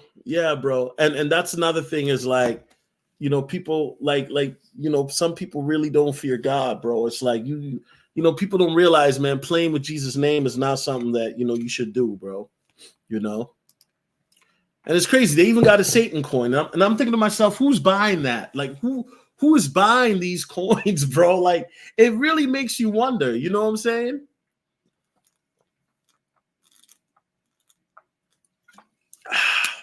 Excuse me, guys. I had to hit this water,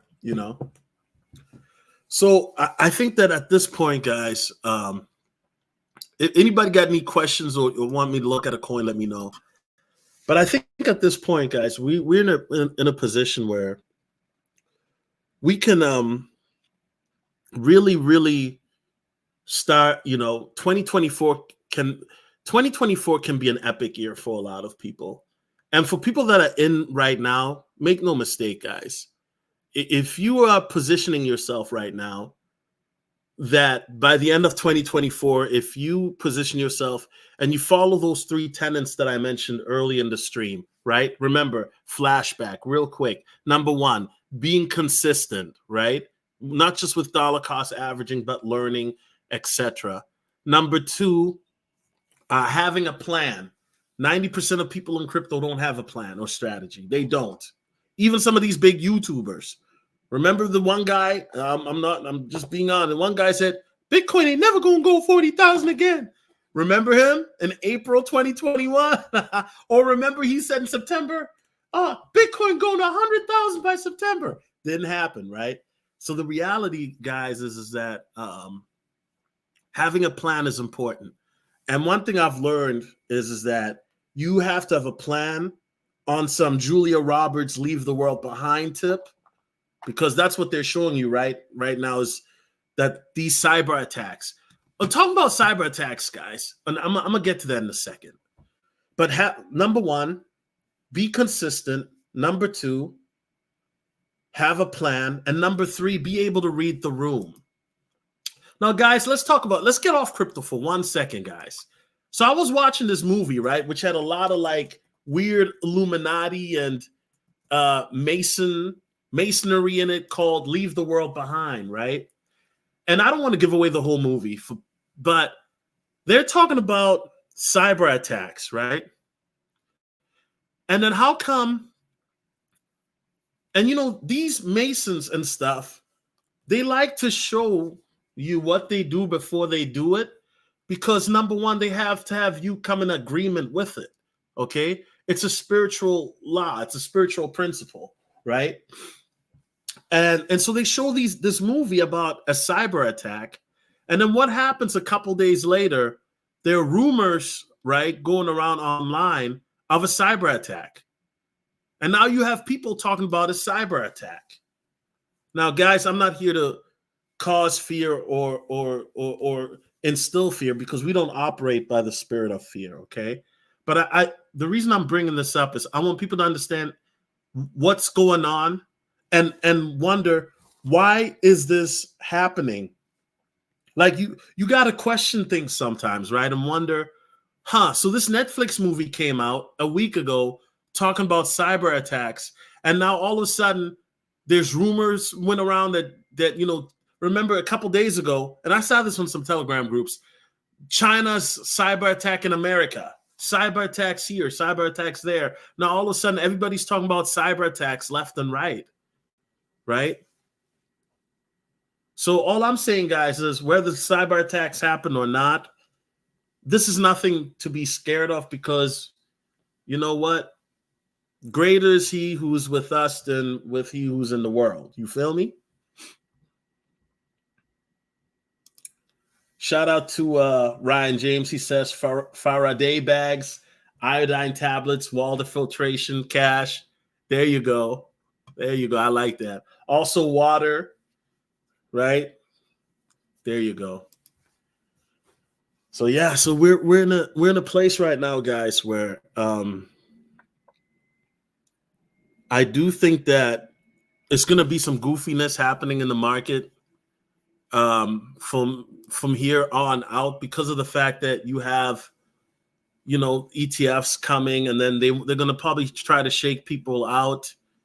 It wouldn't shock me if like I said, there's volatility and stuff like that, right? But right now it's also, like I said, you have these coins that are also going up, and just Chihuahua coin. Oh man, come on, man. They got a coin called Chihuahua. How about the guilty pleasure RSR reserve rights, or my secret osmosis? Osmosis. I'm familiar with that. Let's take a look at RSR. I'm not familiar with RSR. I've never heard of that. Let's take a look at that.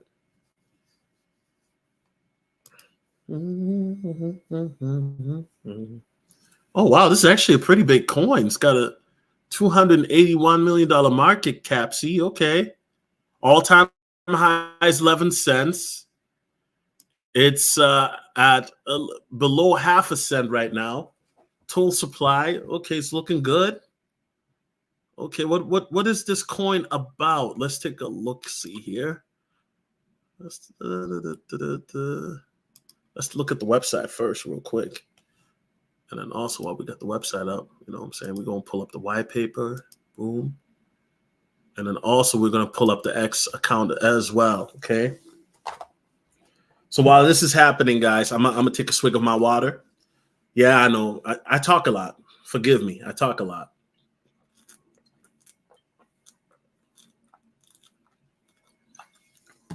So, whenever you look at a coin, right? I don't know. Everybody's different. Different coin. I'm going to be honest. Different coins have different criterias.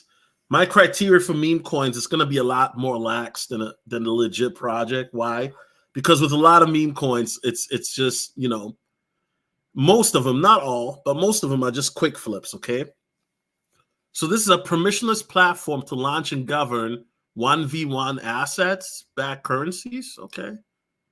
Reserve stabilization protocol. Let's take a look at the website here. Reserve.org. Yeah, sometimes you like to look at the website too and see what they got going on. Okay, so they got a reserve app. or register.app. Reserve is a cryptocurrency project. We want money that doesn't inflate like USD, but isn't volatile like Bitcoin. Our approach is to bundle stocks, bonds, gold, real estate, and more into an index and use that as money. Imagine buying a bag of grocery and paying with a tiny slice of all the world's assets, but we aren't building that currency directly, okay?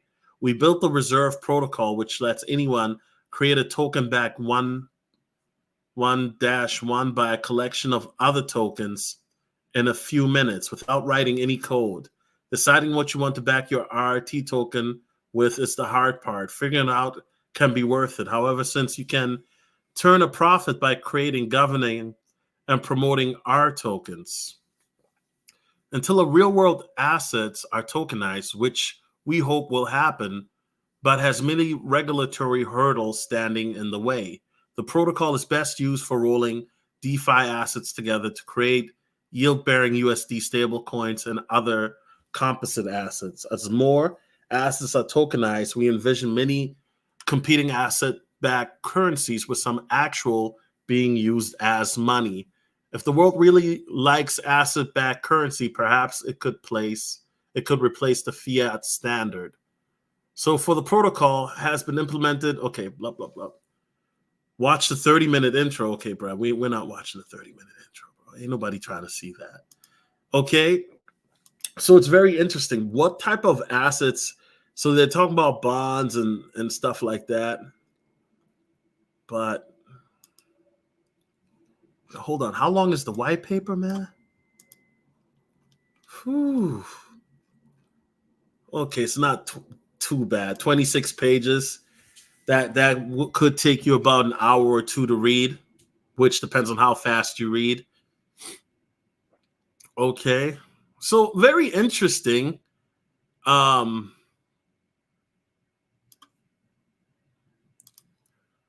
to reserve protocol, how the reserve token is stabilized. If demand goes down for the reserve token, prices will fall on secondary markets. What happens then? Suppose the redemption price of reserve is $1. If the price of reserve on the open market is 98 cents, arbitrageurs will be incentivized to buy it up and redeem it with the smart reserve smart contract worth $1 worth of collateral tokens. They'll continue buying on open markets until there's no more money to be made, which is where the market price matches the redemption price of $1. The same mechanism works. Okay. All right. I mean, I would have to do more research on this, But that's another one that a lot of people are very interested in this, right? It's tokenized assets or backed cryptos that are backed by something, right? And so that's a very interesting project. I would have to do more research to look at this and then really see who's in it and things like that. You know what I'm saying? Osmosis. Let's take a look at Osmosis real quick.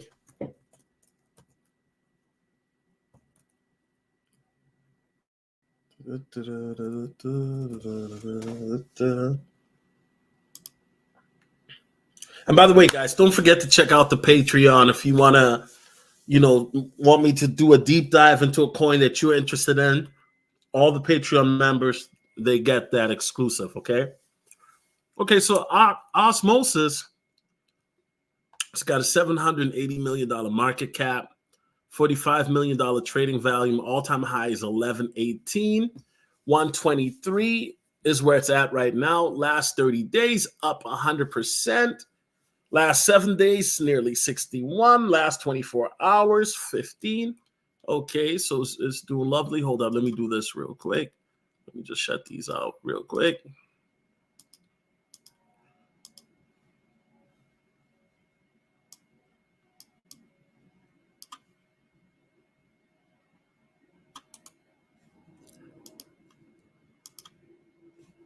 Okay, so we're just going to pull up these real quick. And once again, guys, this is just a real quick look. I'm just pulling these up real quickly. Now I'm saying not financial advice, not saying it's bad, not saying you know, unless a project is really like a red flag out the gate, you know what I'm saying? Because people will say, "Oh, you didn't say nothing about my project." It's not that. It's just, you know, you guys got to understand, man. Like, you got to do your research, right? And research is not just contingent of 5 minutes of, okay, I looked at this project. It's a good project, you know? There's some people, guys, there's some people in crypto, guys, I know, they do their research for months.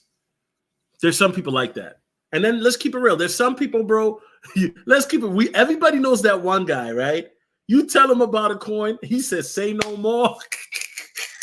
You feel me? Everybody knows that one guy in crypto. You tell him about a coin, he don't even do no research. He just say, yo, give me the contract. You feel me?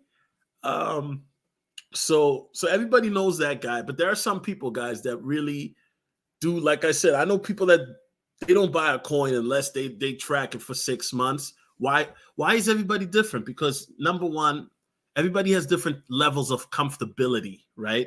Different levels of comfortability. And number two, to do your research, you know, you got to do what you got to do, right? But let's be real. In the real world, not everybody has 6 months to do their full research, right? Me personally, and this is not what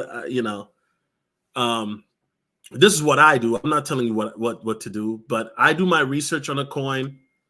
If it's a meme coin, I might look at it from anywhere. I'm gonna keep it real, anywhere from a week or to a month. Sometimes, guys, I've jumped in, right? But I look at it for a week to a month. Depends. If it's a legit project, I might look at it for about a month or so. It really depends on the project.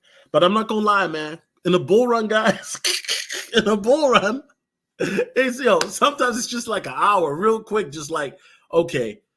Sometimes it ain't even that, you know, because sometimes it's like, yo, this coin is up 200%, and it is, you know. But you guys get the point. You guys get the point. All right. But the point I'm trying to make is, you know, always, you know, make sure you have a safe research practices.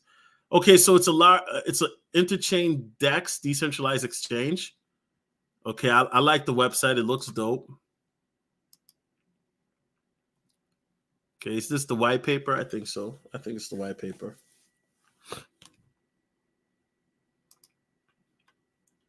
Okay, the Osmosis blockchain is a decentralized network run by 150 plus validators and full nodes with many front ends and development teams on it. Okay. Advanced automated market maker. Okay. Oh, another thing, I didn't do this with the last one. No. Oh, they got AI too? Huh. Let's see how good this works. Let's put it to the test.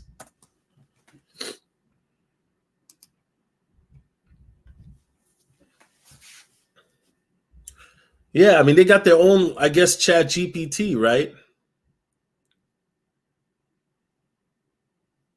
Oh, this is crazy, bro. Osmosis was created by the Osmosis Foundation Ltd. This information can be found in the license source for the supercharged liquidity module. Let's go to repository. Okay. That's crazy, bro. Okay. Let's do this. Who created the Osmosis Foundation Ltd? So they got like their own little chat GPT in their website. That's kind of dope. Uh-oh. Why is somebody trying to hide? Interesting. So whoever created it is trying to hide. So let's do this. Let's do this. Because I like this, right? Da-da-da-da. You know, typically, sometimes you have some music playing in the background, guys. And then, you just use different websites, right? You can use Live Coin Watch. I prefer to use both Live Coin Watch and CoinMarketCap. CoinGecko is cool too. I prefer CoinGecko for more of my meme coins or obscure coins. Dex Tool. You guys know I stay using Dex Tool, right? These are different websites that to utilize and look up cryptos and such, right? So the question always comes to mind, what makes a good crypto, right? And that's a good question. I think that for me, the answer is it really depends. Number one is, what problem is it trying to solve, right? What problem is it trying to solve? And how is it planning on solving it?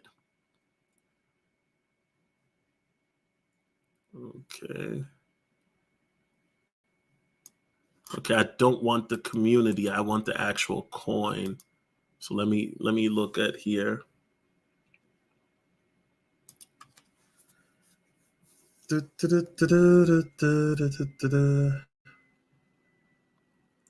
Okay, I mean, listen, guys, I'm not going anywhere.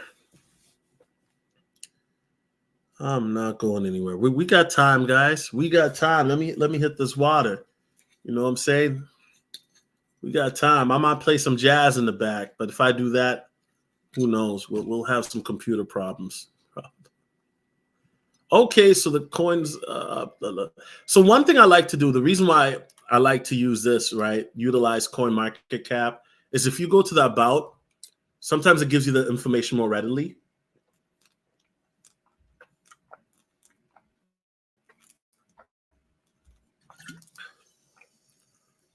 See, now it tells you. See, so okay, so don't you find it weird or sort of see that their AI won't tell you who created it, but you can find that information on CoinMarketCap? I do find it a little odd. I just got to be honest.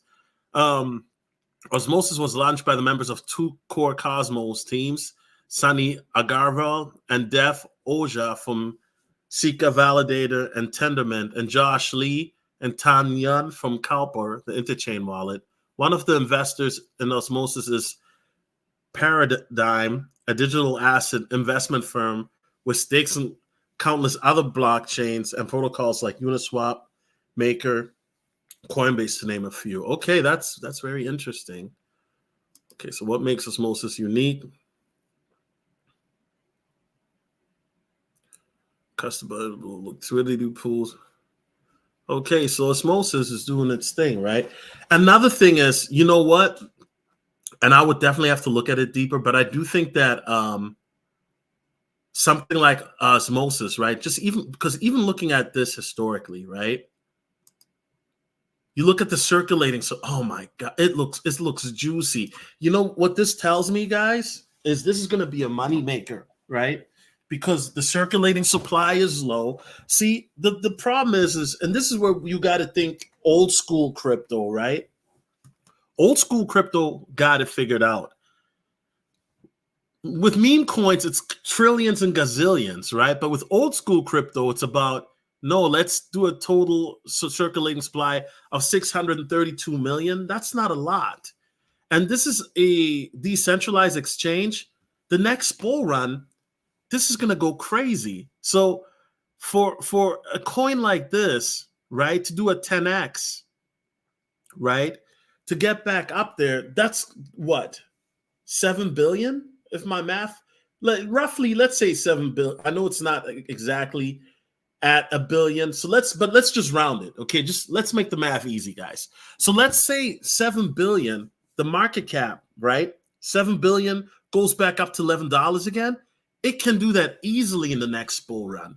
But then you figure you have more mass adoption happening, and then you figure 7 billion, it can go up higher. Let's say it goes up to, 14, 15 billion. That's a 2x then from the 7 billion. So that's $22. So if you go in right now, not financial advice, but you are early. And then in the next bull run, because we already established the top is going to be 15 to 18 months from the halving, right? So that's going to be anywhere for BTC anyway, from July of 2025 to November of 2025. So you figure you get into this coin now, and then it goes up to its all-time high. You're already up 10x, right? But then it goes up to that $22, and that might be the top, and you might be like, okay, time to run, you know? So I'm just saying, guys. So there are other projects like this, right? That, hold on one second here, man. That people are sleeping on, because I was looking at Crow the other day, and Crow was a project that I actually was invested in, right? But I had to sell my position, and I didn't really want to sell my position. But the reason why I got into Crow was because I remember a lot of, Crow was doing a lot of things. Remember they did the LeBron James commercial? We're going to the moon. We're going to the moon. Remember that? And all that, right? That was what? That was 2022. Huh, we didn't go to the moon that year, that's for sure. But, you look at Crow, for example, right? I remember I got in Crow. Let's drop these Crow bars real quick. I got in Crow when it was 9 cents in 2021. And I can prove it to you. I can prove it to you, okay? So Crow, I remember I got into Crow right around the summer, okay? Notice this was 2021. Crow was 9 cents. And then boom, Crow shot up to 95 cents, okay? Why am I showing this to you?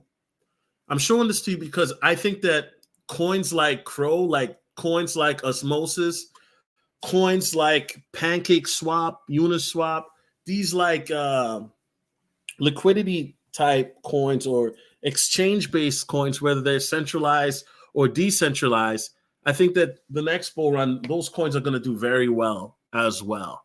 Okay? Very well as well. So now it's crazy because Crow was at 10 cents.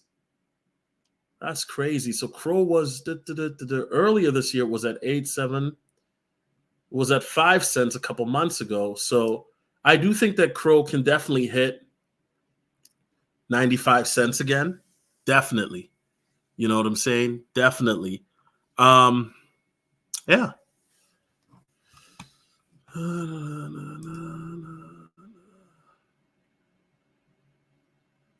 Sounds like the rumor of companies allegedly becoming tokenized in the future. I saw a seed. For which one are you talking about? Because I've been rambling. I'm not even gonna lie. Yeah, I'm going to have to jump so many Patreons. Hey man, I mean, listen, the Patreons are going to be for your listen, man, in the Patreon, bro. We talking about things that you can't really talk about on YouTube. You know what I mean? Because some of the stuff that I talk about on Patreon is very, very you have to understand crypto to understand the stuff I talk about. Because let's not be facetious, because I have a propensity to get long-winded sometimes. You know what I mean? I can be long-winded sometimes, and it turns a lot of people off. But there are certain people that like this type of content. Not all, because there's certain people that are like me. They like to hear different train of thoughts when it comes to crypto and stuff like that. And also, I've said this before, but anybody who is in crypto, especially right now in the bear market, the average person in crypto is a very high IQ person. You don't have dumb, like people that are in crypto right now, they're not dumb. You got to be somewhat smart and intelligent to navigate in the crypto space. So in other words, I genuinely mean that. The average person who's in crypto right now is smart, and that's not to disrespect the dumb people. I'm just being honest, because dumb money came in remember when Dogecoin was on its run up to 70 cents. That's when dumb money got in, okay? What happened then is smart money recognized it. That's what the institutionalized investors are called. And then smart money dumped on dumb money because everybody thought, well, Doge is going to hit $1. Elon Musk, somebody made a phone call to Elon. I'm not saying this is fact. I'm just telling you guys. I'm just speculating. But somebody made a phone call and told Elon, watch what you say about Doge. Remember, he went on Saturday Night Live and Dogecoin was going up like crazy. Once again, I can prove it to you guys. I can prove it to you. Okay. So you remember that Dogecoin was like, you know what I'm saying? Let's go. Right. This was right when boom, Elon went and notice, look at it, guys. I can show it to you guys right here. Boom. It was 73 cents on the 8th, right? And then if you look at it, it was, hold on, this is how you know it's ridiculous, right? On hold on, I'm trying to get the right date, guys. Bear with me. Hold on. You know what? Let me customize it. I'm gonna customize it. Hold on 1 second. I'm gonna customize it because this is gonna show you guys how diabolical this is. This is gonna show you guys how diabolical this is.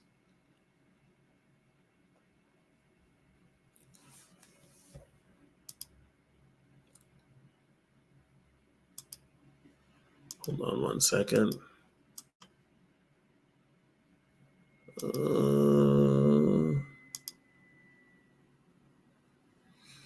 That's not what I want.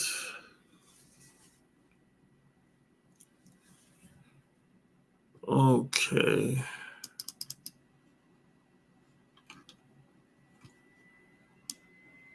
Why is the customizable option?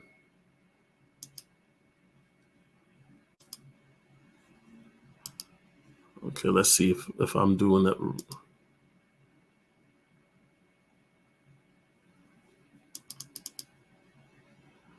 Oh, okay, I see what's going on. Let's do it this way.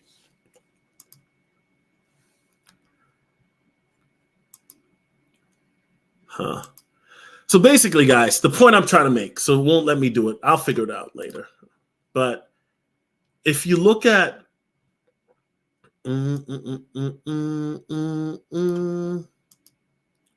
if you look at this right here, right? And I'm trying to get the timing right, so forgive me, guys. But wait. Okay. If you look, okay, right there. Okay, that's fine. April the 2nd of 2021, Dogecoin was about 5 cents. Okay, then you fast forward, May the 8th, it went up to 73 cents. That is a crazy move. What I think happened was Elon got a phone call from somebody and said, you better be careful what you say about Doge. And then Elon said what he said, and then Doge crashed. Okay. And what was what example was I trying to make anyway? See, I forgot the example I was trying to make. But guys, the point I'm trying to make is, golly, bro. Yeah, shout out to Doge Shane too. You're gonna have some coins that'll run up. And I forgot completely the point I was trying to make. Viking Gaming, look up Viking Gaming. Yeah, definitely. I'm gonna look up Viking Gaming for sure. Let me pull that up.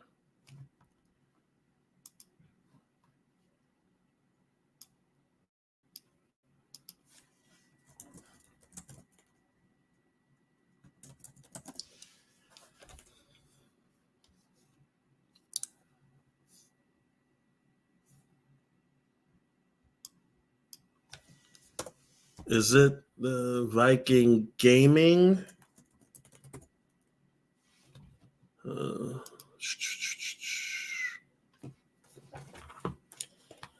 So we have to be in a position right now, guys. I think that we're doing fine in regards to it. And some people are saying, yo, this feels like 2020. Um,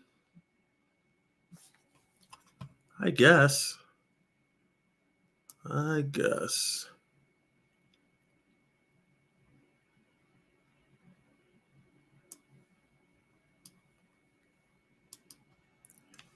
Viking Gaming.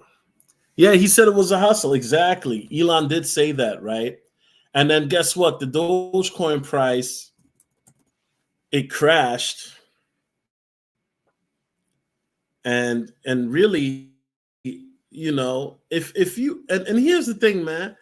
If you are yeah, Viking Gaming ain't coming up, bro. I don't know if that, you might, I don't know, it's not coming up, bro. If you're an Elon Musk fan or Dogecoin fan, more particularly, man, y'all should have, y'all should have excommunicado them from doing that, man. I'm just being honest. Shadow Zulu says almost every coin will skyrocket during the bull run. Massive wealth will be made. We all may hit our first millions during that run, especially after the halving and ETFs. See, Shadow Zulu knows. Shadow Zulu knows, man. And so this is one of the reasons why it's like, if you're in right now, this is why having a plan is important, right? Because if you stack and rack the right coin by halving, 3 months after the halving, right? Boom, you could be in profit. At the end of the year, you could be in profit. If you've been stacking and racking before what's going on now, you've been doing it like some people, when ETFs hit next month, you could be taking profit. So 2024, in other words, what I'm saying is you can position yourself in 2024 where you're literally taking profit every couple months automatically, just by default, right? Because you know what? In the Bible, there's a principle of sowing and reaping, right? And this is where, remember, guys, where I was talking about the 3 tenets to be successful in 2024 are: number 1, being consistent; number 2, having a plan and strategy; and number 3, understanding the times that we're in, right? And one of the things that and once again, I know I'm pulling biblical bars here, but there's a time to plant, a time to sow, and a time to reap, right? So there's a time to plant, and then once, just like anything in life, let's say you plant some some watermelons, right? You plant the watermelons. When you first plant the watermelons, they're going to be very small, they're going to be tiny. But as you tender or take care of the garden or of the watermelons, they're going to grow until there's going to be a time to reap.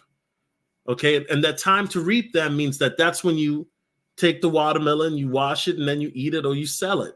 So in other words, what I'm saying right now is this is a good time to sow your seeds, to plant your seeds, so that in 2024, after the halving, or in 2025, you'll be able to then reap. And by reaping, then you'll be able to take profits. That's just what it is. It's me, Master Tactics. My original YouTube account is shadow banned. I'm not allowed to comment on chats anymore. Why? Who did you take off? Shout out to you, Master Tactics, bro. Like, yo, let me mod you up, bro. You already know. So at this point, guys, you want to make sure then, if you have a conviction to buy certain coins or to stand on certain coins, you buy now, boom. It's and another thing is that people don't understand that this bull run, I think the next bull run is going to be more violent. And when I say violent, don't take it in the way of like somebody like getting hurt or killed. I mean, it's going to be aggressive, okay? To the point that you're going to see a lot of people that are just going to jump in and lose their mind, okay? And I've seen this, guys. I've seen people that seem very, logical. They just lose their mind. They become super duper greedy. And I think you're going to see a lot of that happening. And by aggressive, because once ETFs come in and these big institutions come in, we're going to see certain numbers that we've never seen before. That's a fact, right? They're talking about $100,000 Bitcoin by 2024. That's light work. 2025, I'm thinking we're going to see anywhere from 150 to possibly 300K. That's 2025. Okay, we're going to see numbers in the future that people are going to lose their mind. And it's going to be, people are going to try to make money hand over fist, right? Now, obviously, I know people are wondering, well, that's a kind of high, Solo, 150 to 300K. Yeah. But remember, guys, let's go back to remember what Citibank was talking about back in 2021, that they were expecting a 200, a 150K market back then. And then what happened?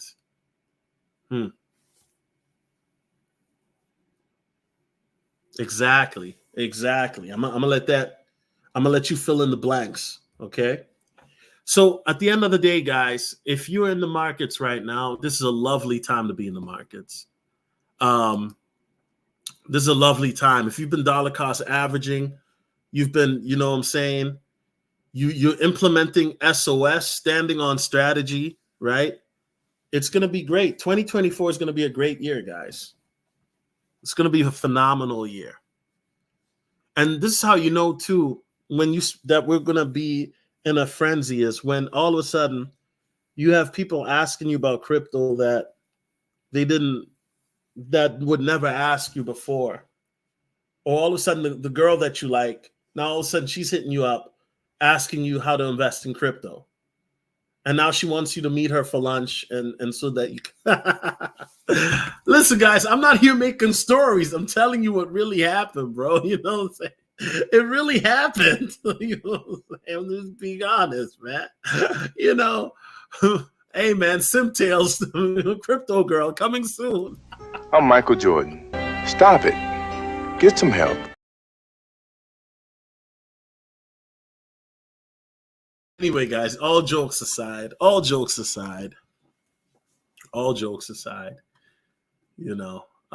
think the next bull run will be fun if you position yourself and make things happen. DBS says, do you still think XRP will blow? Yes, XRP will certainly blow. Everything right now that we're talking about, especially when we're talking about numbers and adoption and things like that, it's all about timing, right? And the thing about it is that, I know that's something you probably don't want to hear, and it's probably a cop-out, but a lot of the stuff right now is still very early, and it's all about timing. I do think that one day, very soon, XRP will be $1,000 per coin. I really believe that.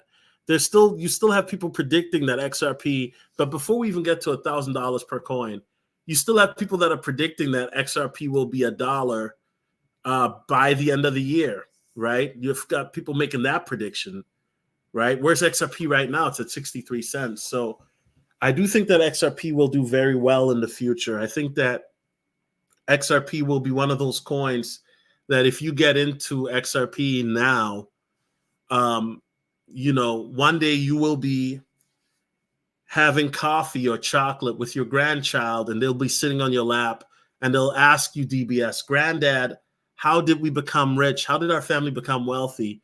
And you're going to tell them, DBS, well, I got this inkling to buy this coin called XRP. And then your grandchild is going to look up at you like the meme and say legend. I'm serious. I mean, people think it's a joke, but it's going to happen. There are people right now that are watching this, and you might have some XRP, or you understand what XRP will do. And one day XRP is going to change your life drastically. Some people right now are watching that you're an XRP. You may be the stone that is rejected, but you will become the cornerstone, meaning that you will be the person that people didn't recognize, but you'll be in the top 1% one day. And then there are going to be people looking at you and wondering, how did you get there? how did you get there? Right? The stone that has been rejected now it's become the cornerstone. So a lot of people got to understand a lot of things take time. I do believe that Lunk will hit a penny. I do believe that Shiba Inu will hit a penny.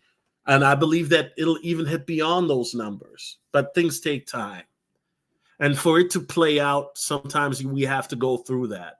And I think a lot of people, and shout out to Maurice. Me and Maurice were talking about this. But a lot of people forget what the bull run is really like. How the market, you guys already, it's only been 2 years.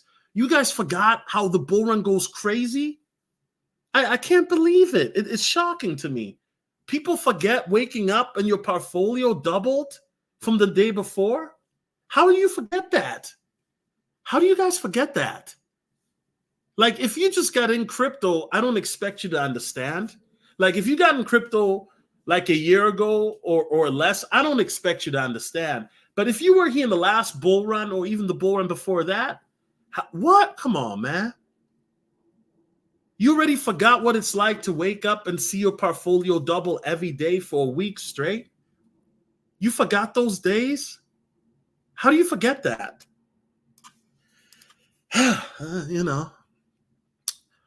Shout out to Enigma WPG. What's going on, brother? What is going on? He says, hey, Solo, when you win in this bull run, let us know, man. Share a little information. Millionaires stay quiet, but we're all in this journey together. We can all learn from each other's strategies. You know what? I will say this. I remember a year and a half ago, I was talking about Shiba Inu, and people thought I was crazy. My fellow YouTube peers thought I was nuts. I still believe Shiba Inu is going to do phenomenal. I think Lunk is going to do phenomenal. WikiCat, phenomenal. ADA is going to do phenomenal. XRP is going to be the one. Solana is going to make you a lot of money. Even Pepe is going to make you a lot of money. So in other words, a lot of coins are going to do very well. Okay? The only coin that I don't really see doing that well is Hex because it's cursed. But that's another story. But a lot of coins are going to do very, very well. Okay? So I think that at the end of the day, I share a lot of strategies with my audience that I could charge for. The one video I made just on Sunday, that could have been like Patreon information only. But I think that information is so necessary because a lot of us are people that have been working, and a lot of us, we know what it's like to bust your tail, but not to really eat. Because let's be honest, the elites, they don't want us at the table. They don't want us sitting at the table. They don't want us sitting at the table. They don't want us to eat. That's one of the reasons why you see so much manipulation happening in the crypto markets, is because of the fact that these elites know that this is where everything is going. Everything is going digital. Everything is already digital. Everything is going to be tokenized, right? This is why XRP is such a big staple, or is going to be a big staple in that future, in the future of the financial industry. But these elites, they don't want you to be in there. That's why they tell you goofy stuff about you'll own nothing and be happy. They say that to you because that's what they want you to believe to be true. But I tell you right now, it's not. And I reject what they say. I reject when they talk like that. I'm not going to sit here and take crumbs anymore. We want our pie too. So we're sitting at that table. Whether it's with our Timberlands, with our open-toed sandals, we're going to be sitting at that table. There ain't nothing they can do about it. When Shiba Inu hits $10, don't forget to invite me to Solo's New Jerusalem, Golden City. Oh, you know what, man? If it's God's will to have man, the city's going too far, but just to even have my own commune, you know what I'm saying? Like have my own little community. If it's God's will, that would be dope, because I would love to have that. I want to invest in silver and gold too. Nothing wrong with that. I'm all for precious metals. I salute that. Get some platinum as well. Y'all be hating on platinum now. Don't hate on platinum, bro. We love platinum. They normally inflate when the economy crashes. Yeah. I mean, you saw how everybody was balling in 2020, right? Everybody was balling in 2020. People were traveling. People were making, everybody had money, right? Scammers were scamming PPP loans, right? And what happened? Well, the money ran out, Boston Data says, you the real MVP, granddad. Facts. DBS says, I claim it in Jesus' name. Amen. XRP is a nuclear bomb ready to explode. Yo, shout out Master Tactics, man. Yo, man, you got to let them know, fam. See, me and Master Tactics, I think me and him need to do a stream, bro. A lot of people don't realize Master Tactics is very, very knowledgeable. You know what I'm saying? Very, very knowledgeable. Somebody asked me, how can they donate? My wallet is in the description. You know what I'm saying? Yes, sir. But yeah, I mean, the bull, listen, and I saw a picture today of a bull running on train tracks. Hold on, let me see. And you know what, man? That let me know, like, the bull run is coming. Hold on a second, man. I saw this today, man. I posted it on the Patreon, on the Telegram group. I posted it on the Telegram group. But this is today, guys. You know what I'm saying? How does a bull somewhere in New Jersey, a bull is running on train tracks in the middle of New Jersey? How does that happen? Man, listen, man. Maybe this is God's way of saying bull run is coming. Huh? Maybe it's God's.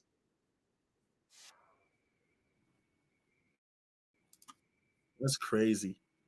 That is crazy, guys. That's crazy.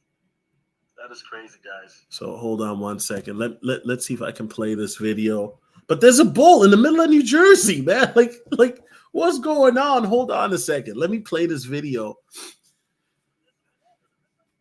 In the middle of New Jersey, there's a bull running on tracks, right? A bull, bull.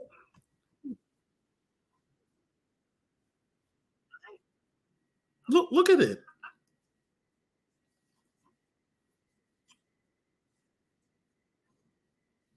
Look at it. Look at it, man. It's just running on the track. Look at this. Bull running on tracks. Bull run. Huh, guys? Bull running on tracks.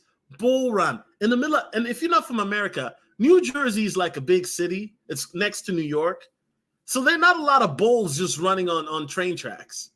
Bull running on tracks. Bull tracks run. Bull run.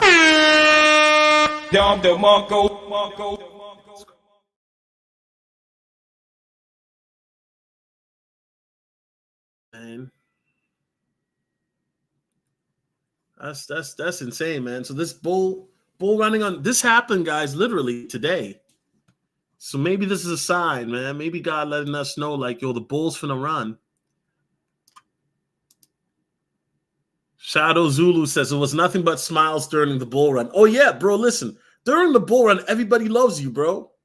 Everybody loves you. People hit you up like, yo, where can I donate? People are like saying, hey, you're invited to the cookout. Everybody loves you, right? Trendsetter Cryptos, my favorite YouTuber, right? But when it's the bear market, oh no. When it's the bear market, the energy changes, bro. It's like Thanos came. Remember in the Avengers movie when Thanos came to Wakanda and all of a sudden the energy changed? That's you feel me? That's how it is. During a bull run, everybody's excited. Like, yeah, we're winning. We're doing great. And then what happened? The bear market comes. It's like when Thanos came to Wakanda, and then everybody was like, "Oh no, now we're in trouble. Now we're done for." One more thing. Respect for you introducing us to your boy Ian, by the way of YouTube. Much respect. Yeah, you know what? Shout out to the OG, man. Ian Balina, for those who don't know, he's the one that got me in crypto. And for those who don't know him, he's a big YouTuber. He's got a big following. He came up with the token metrics situation. You know, he gave me the game on how to research coins back in 2017, and I still utilize that method, you know, but I've tweaked the method a bit, and now the method now is unstoppable. You know what I'm saying? Because we combine the fundamental, the token metrics method, and then we also utilize the prophetic method as well. And then you get that, and boom, you know what I'm saying? It's unstoppable. Ryan James says, "You what? I just want an eggplant bad for all the nights I never." Okay. The portfolio takes off. Oh, okay. All right, Ryan James. All right, Ryan James. All right, man. This is a family channel, brother. This is a family channel, brother. You know what I'm saying? It's a family channel. DBS says, "I know it's not sustainable, but what's your opinion on buying land and farming?" I think land and farming is a great thing to buy. I was actually looking at that too yesterday on YouTube.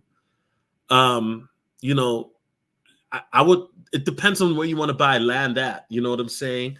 If you're in America, you're probably better off buying land in the South because you're going to get it cheaper, or the Midwest, than buying land in the West Coast, for example, right?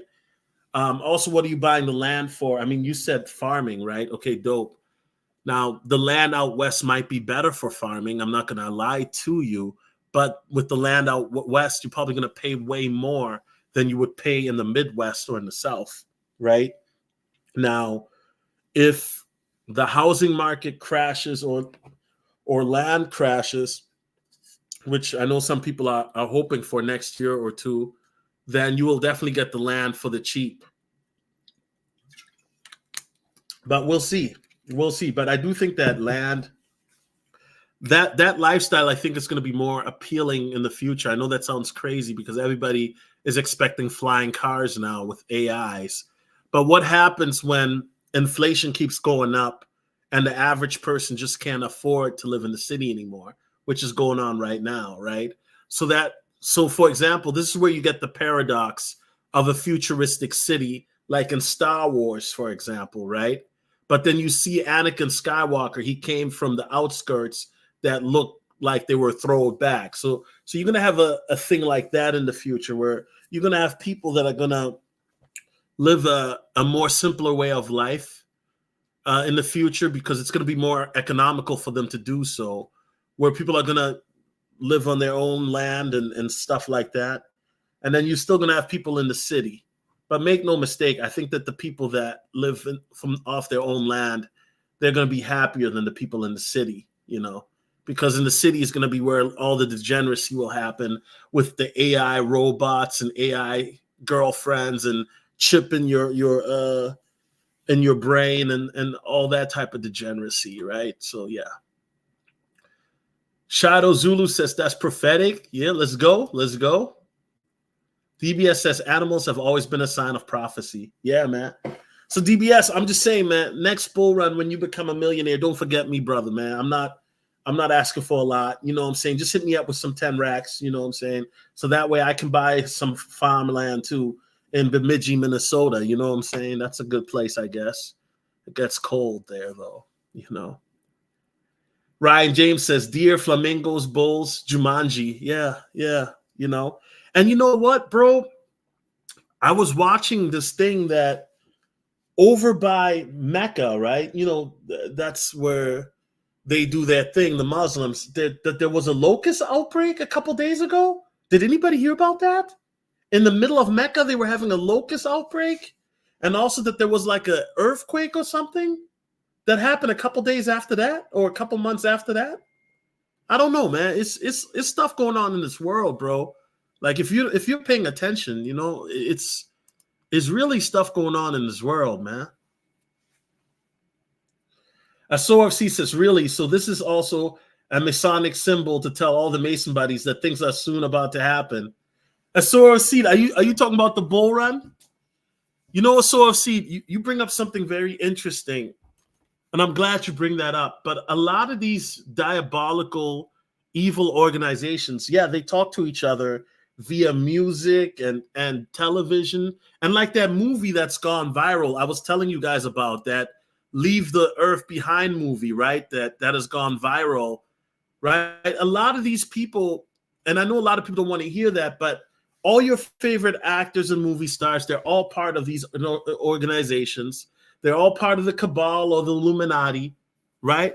Don't believe me? Hold on, I'll show you something. See, y'all don't want to believe me, man. Hold on, man.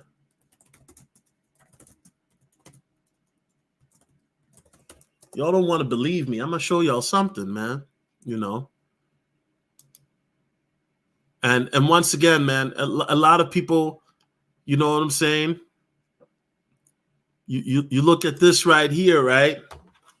And people have the one eye covered up, right? And then it makes you wonder, what is this all about? This one all-seeing one eye. You know what I'm saying? And when you look at this, and even when you look at the dollar, for example, right? The all-seeing eye. I mean, that's what they're doing. You know what I'm saying? That's what they're doing. So these people, the Illuminati eye of providence, they, you know, what they do is that one eye symbol is the all-seeing eye, which is representative to these people in regards to you know, knowing everything and intelligence, because these people think that they are gods. No, I'm serious. Your favorite celebrities, you know, they think that they're gods. They think that they can manifest themselves to be like gods. So what you see is that the Illuminati, it's another word for enlightenment, okay? And the Illuminati runs and controls most of the music industry. A lot of your favorite rappers, musicians, R&B singers, pop singers, they're part of the Illuminati. A lot of your favorite movie stars are part of the Illuminati as well. I mean, you look at this. Why are all these celebrities covering up their eye? Why are they covering up their eye like that? Now, what people have to understand is these artists, right, they sell their souls. And for doing that, they have to follow a certain protocol. Oh, my goodness. I'm saying too much. I forgot that I'm on YouTube. Okay? But if you listen to some of these, and by the way, I don't listen to these artists anymore, but these artists basically, you know, to get to where they're at, they're going to have to do certain things.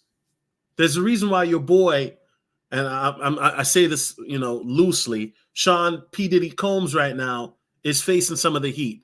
But anyway, guys, this is another topic for another day. This is on YouTube. Listen, man. Every time I talk about stuff like this, stuff always happens on my channel, bro. So I better just chill, man. I better just chill.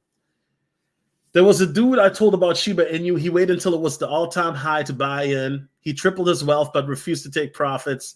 Then it went down. Dude hated me after, told him to take profit. You know what, Shadow Zulu? It happens, man.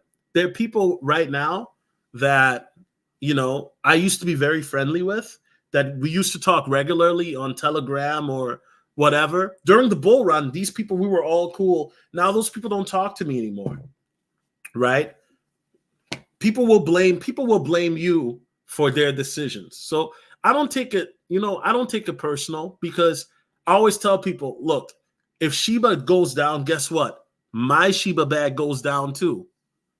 If Pepe goes down, I don't care, because I don't own Pepe. And I never told you, you know, I'm just being honest. I don't own Pepe. But hey, listen, if you like Pepe, listen, if you like Pepe, I love it, because, and I really mean this, Pepe is going to make a lot of people rich, okay?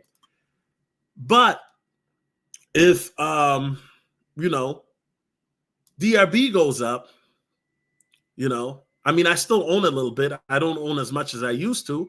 I sold most of my position, but hey, you know, people will hate you when something goes up, people will say, man, this guy knows what he's talking about. Yeah, let me buy this WikiCat. But as soon as WikiCat or DLB go, oh, this guy don't know nothing. This guy's a scammer. He's a thief. I mean, you guys see it, right?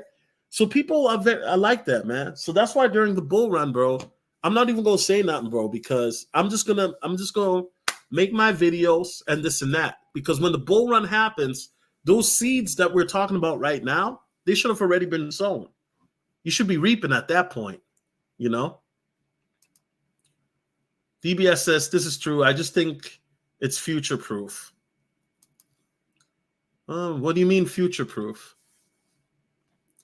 The way this government is moving is wild. Yeah, I mean, this government is moving super wild. You know what I'm saying? I mean, you got a president who he doesn't even know like what day it is. You know, I'm sorry, but sleeping old Joe, man. Yeah, I mean, come on, man. I want us all to win together and progress together. So do I. And the only way that we're going to win, especially, you know, men of color, I got to keep it real, is by sharing this type of information, you know. Unfortunately, you notice a lot of men of color, they don't share this type of information because, you know, they want to be the only one at the country club. You feel me? They want to be the only one at the country club with Mazachali, you know? So that's just what it is. But I'm saying this, like, we can all win together. We can all make our own country club. And race won't even matter at that point. Because then we can make country clubs based off merit of character, based off merit of integrity. Not because you look a certain way so you can come in the club, or you make a certain type of money so you can get in the club. Right? That's really what destroyed, in my opinion, the manosphere, to be honest, because it came about, it didn't become about integrity and merit of character. It became about who got more views and who got more clicks.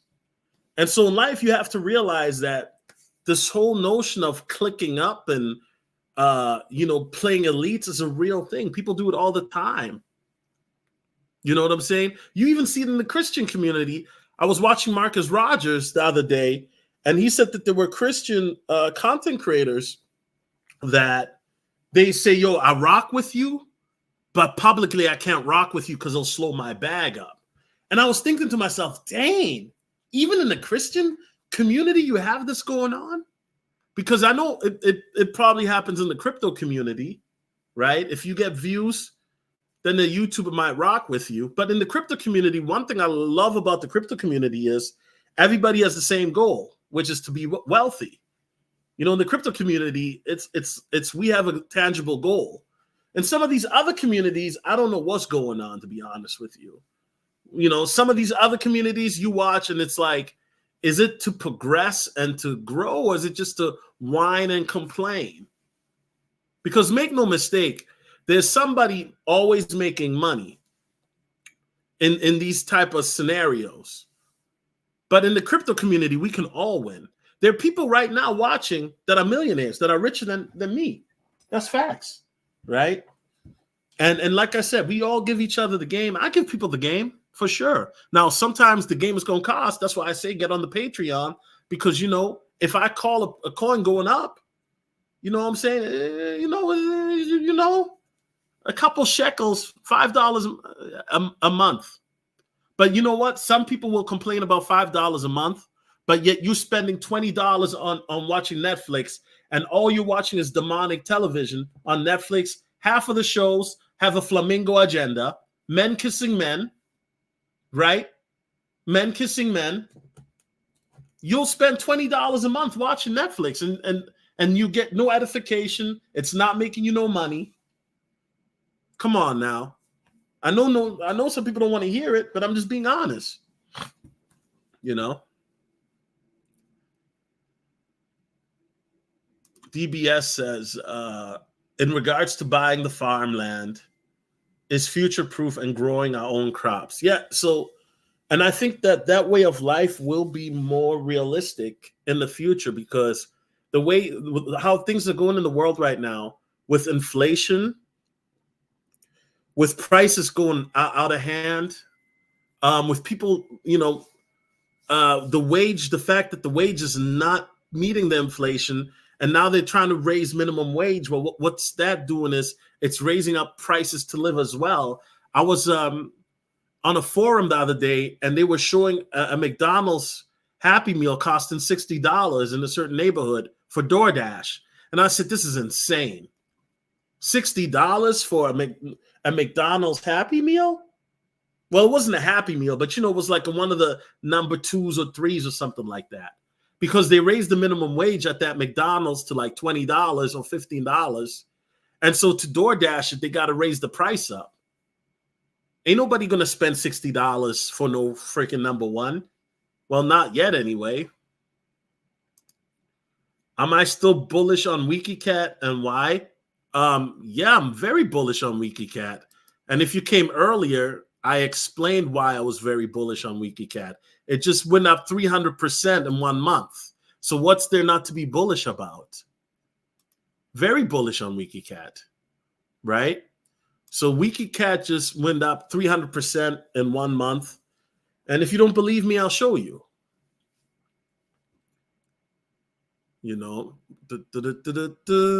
I mean, honestly, I thought Lunk was my best performing coin until I saw Wiki the other day, just came out of nowhere. But look at it, 300%. Boom. So this is my best performing coin. So why wouldn't I be bullish about it, right? And I don't mean that insultingly, Mahir. I'm just saying this coin, WikiCat, has performed better the last month than Lunk has performed, right? The only other coin that has performed as good as WikiCat is Pepe. And I don't own Pepe. Now, if you own Pepe, and I know people say, oh, Solo, you hate on Pepe. If you like Pepe, I love Pepe. Pepe's going to make a lot of people rich. Facts. I don't own Pepe, though. But going back to WikiCat, I like WikiCat. I like what Sir Mappy is doing with the SMC DAO. The fact that he takes an educative approach with that, I think that it's going to be a great thing, especially for Africans to educate themselves on crypto, right? So I like that. I also like the fact that WikiCat wants to be utilized as the meme coin, not just for Nigeria, but for Africa, period. And then the community is very bullish. I would go to say that I prefer WikiCat over DRB. Yeah, I said it. DRB community can be mad at me. I don't care. I really don't. Matter of fact, let's keep it real. Most people that are on DRB on WikiCat as well, but I prefer WikiCat, definitely. I mean, it went up 300% in 1 month. Like I said, I mean, this has been my best performing asset for me. It has performed better than Lunk, performed better than Shiba Inu. So yeah, definitely. Listen, man, I'm riding with WikiCat, bro. I don't care what nobody said, man. WikiCat has been the best performing coin for me this year. Bar none. It has. So WikiCat, man, we riding with Wiki, bro. And in the next bull run, if you don't own Wiki, you might feel a certain type of way. Facts.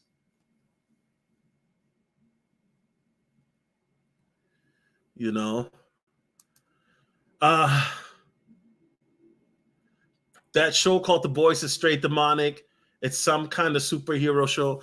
You know what, man? I'm not gonna lie, man. The Boys, at first I was there's some weird stuff that be going on, bro, that it's just not, it just don't make, you know what I'm saying?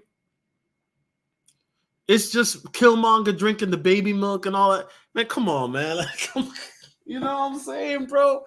And it's crazy because, like, if you look at a lot of these shows nowadays on TV, they're really demonic, bro. You got men kissing men on these shows, and man, let me stop before one of these, sodomites gets offended. Let me stop, bro.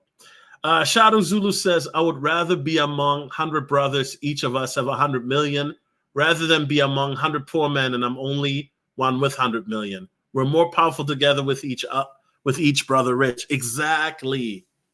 Because listen, and this is how you know, this is why I call this Trendsetter Crypto TV. Because if you have a group, even if it's a small group of 100 people that want to change the world for the better, 100 people that want to help their fellow brother, their fellow sister, their mama, their daddy, 100 people. Those 100 people can change the world. That's why I call this Trendsetter Crypto TV, because you can change the world. You don't need 1 million people to change the world. If you have 100 people that stand for integrity, stand for honor, stand for righteousness, stand for their fellow neighbor, and they're not looking to rob their fellow neighbor or tip the scales, but are fair, justice, honor, all of that good stuff, right? 100 people can change the world. But we live in a society now, unfortunately, where everybody's all about themselves. Everybody's narcissistic. And this narcissism is spread through television, through social media. And because of this whole individual me mindset, man's heart has grown cold for the fellow man. And I think it's important to realize that in the world that we live in, it's a dark world, man. And really, it's really tough now. You know, they're saying that people are lonelier than ever. How can that be? When you have all this technology they said would bring us closer, but it's actually driven us more apart. You have people that are dealing with struggles dating because you can't meet nobody in person no more. You have people that are struggling to have genuine friendships. And this is one of the reasons why my platform, right? It's very important that people realize, yes, this is a crypto channel, but this is also a community.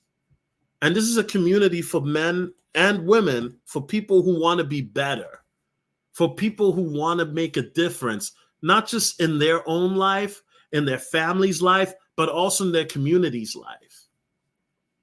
Because guys, this is all step one. Learning crypto, WikiCat, XRP, this is step one. There's a lot more coming. You know, you hear a lot of people now, a lot of prophets talking about the era of the Josephs will happen. And make no mistake that if you are a Joseph, then we definitely got to work, because there's going to be a lot of work that needs to be done.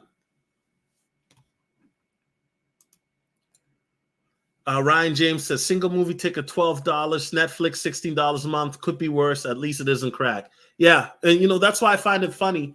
You know, people will spend $100 on a girl that, you know, will never call you again. $12 on Netflix, a movie ticket, $16 a month on Netflix, and then they'll complain about $5 a month on information.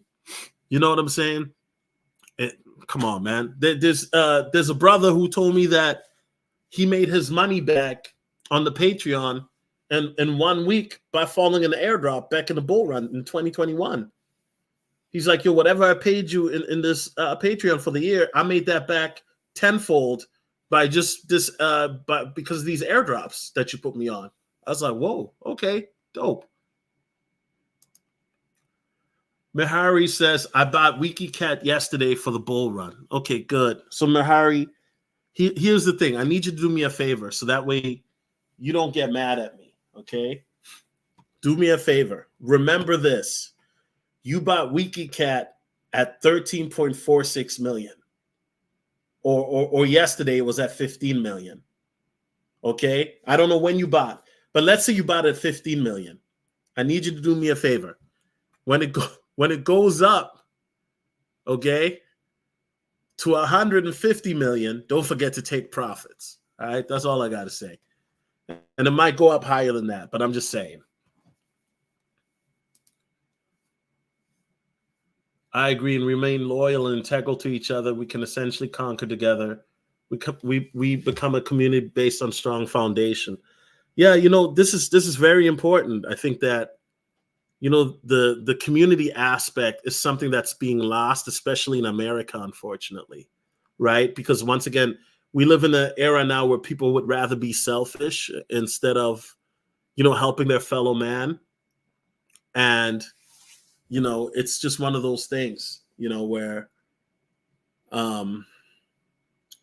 it's going to be very important that community is something that's brought back, because we're going into some days that humanity has never seen before. And you can already start to see it, right? If you've been paying attention to what's going on. Loneliness is an epidemic. Suicide rates are up at an all-time high, especially for men. So we're in a dark era. But then also, I was watching something. Yes, we're definitely also in the Sodom and Gomorrah era as well. I was watching something, and I'm not trying to be too nasty, but female teachers and young students is, I don't know if it's at an all-time high or maybe it's it seems like that, because now you see it every day on the news. There was a beautiful woman who killed her 2 beautiful children about a month or 2 ago, in Kentucky or Kansas, I don't know. But she killed her 2 children because she wanted to do drugs and be Instagram famous. It's just kind of wicked that we live in a society now that people care more about being internet, and they don't care how they get to that level, even if it means doing foolishness and putting their reputation at risk, because everybody knows now they can go viral if they do something foolish. All right. Here he says, do you think Prophet Joel did some pump and dump with some coins like Turkey relief? I don't know. I don't know what the Turkey relief is that you're talking about. I'm not familiar with that, so you would have to educate me, because I'm not sure what you mean with Turkey relief. DBS says, I'll keep it 100. Living in the UK, dating and making friends is almost impossible, especially as a black man. Yeah, being a black man, especially, a heterosexual black man, it's hard to make friends in general, right? Because everybody thinks that we're brutes, that we're violent. They don't think that we can be educated or even talk about a conversation like this, where we're talking about finances and educating ourselves to be better men, right? I think to a lot of people, they think that's foreign. They just expect us to talk about, basketball and how to be a rapper and how to roll a blunt. That's what they think, right?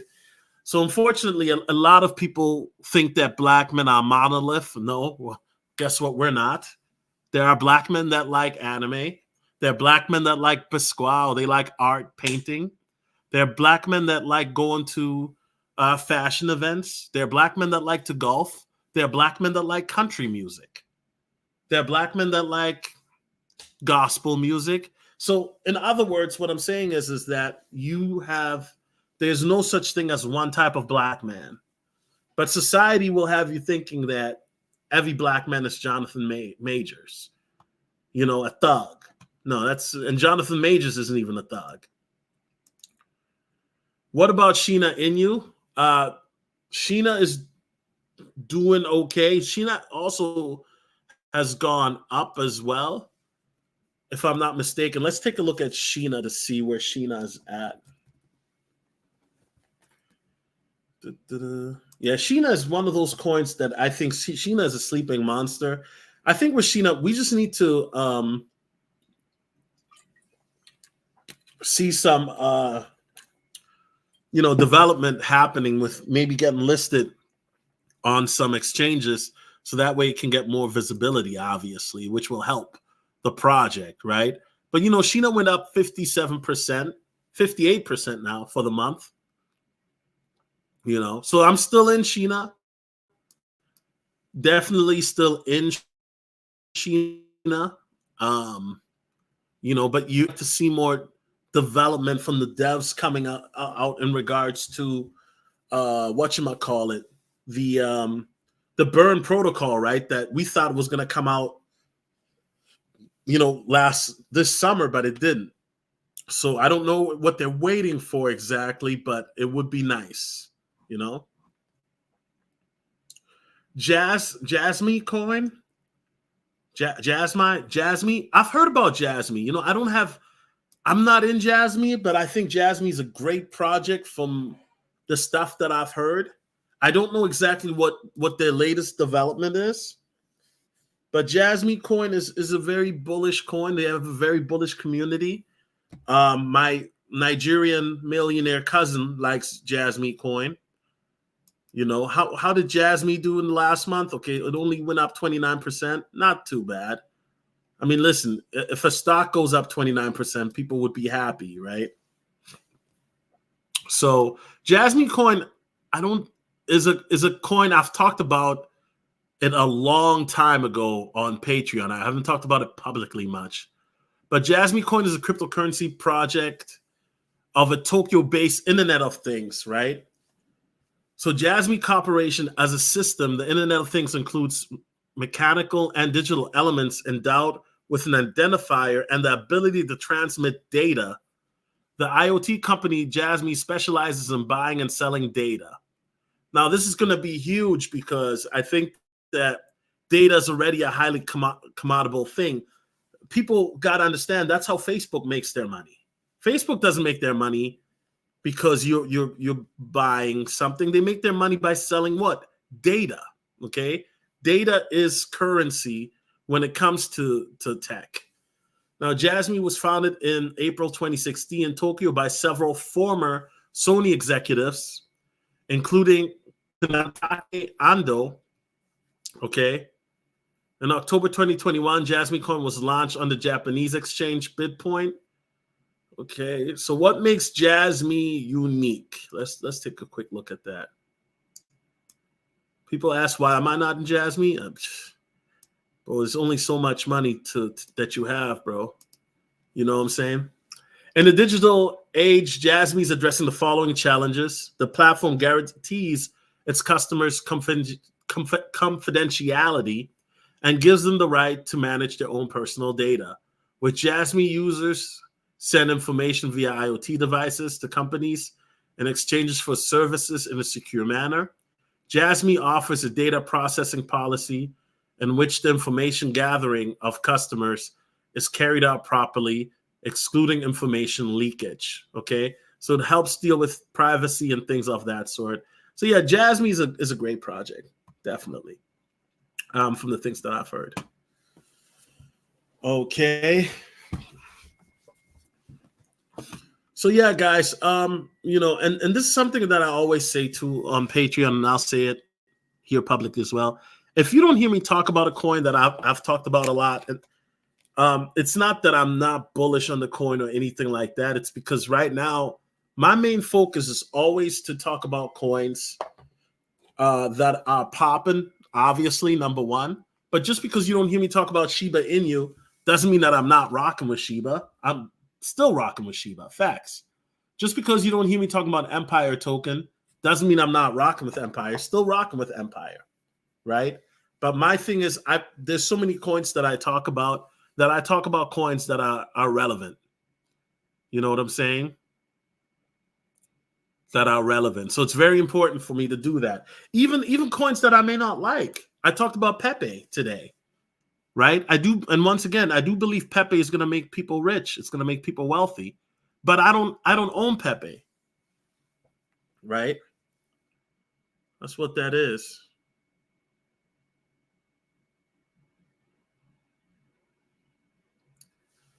So, you know. Yeah, guys, any other questions or anything else? Let me know, guys. I mean, heck, been here for nearly 3 hours.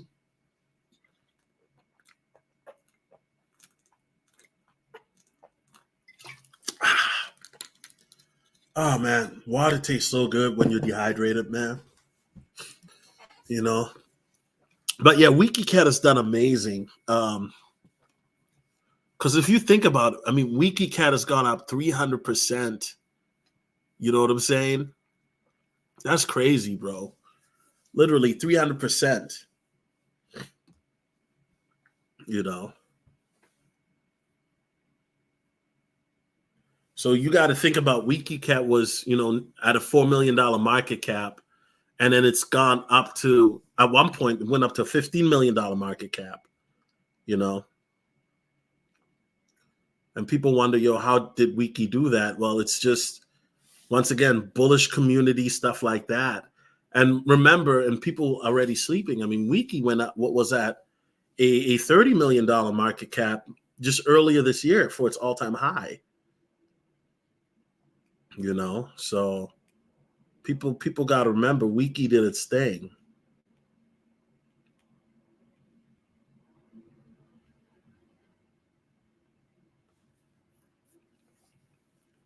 Anyway.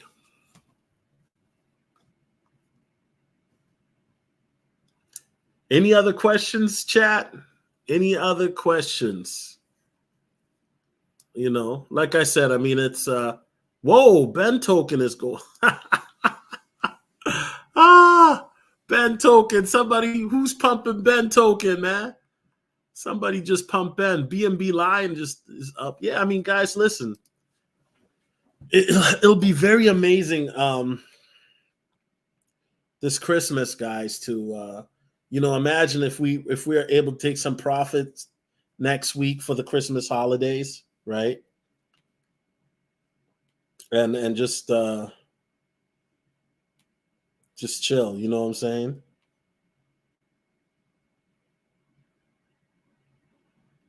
That would be dope. All right, guys. Well, with that being said, by the way, I'm not in Bencoin either. I'm just following Bencoin just to see. Just to see. Somebody pumped it. It's hilarious, bro. Just to see, man, what's going on. But, hold on. Let's see what's going on with BNB Lion, man.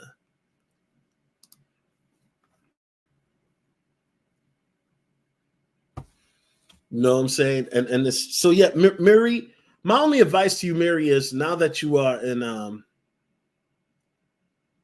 whatchamacallit, WikiCat, bro, just be patient, bro. Patience is a virtue, man. It definitely is. Patience is a virtue. Patience is a virtue. So it's kind of like you have a lot of people that get into the space and they're not patient and then they get clapped, So it's just one of those things where patience is a virtue. All right, guys. Well, I appreciate you joining me. This stream went longer than I thought it would go, but I appreciate that. I do hope to make some other streams here really soon. I think that next week, leading up to Christmas, is going to be an exciting week in crypto. I think there's going to be exciting things happening, right? And it's just going to be one of those things where, you want to make sure that you are in the market and paying attention, and it's one of those things. So I'm definitely very, very thankful for all of you guys who are paying attention, and I can't really say anything else. Can't really say anything else.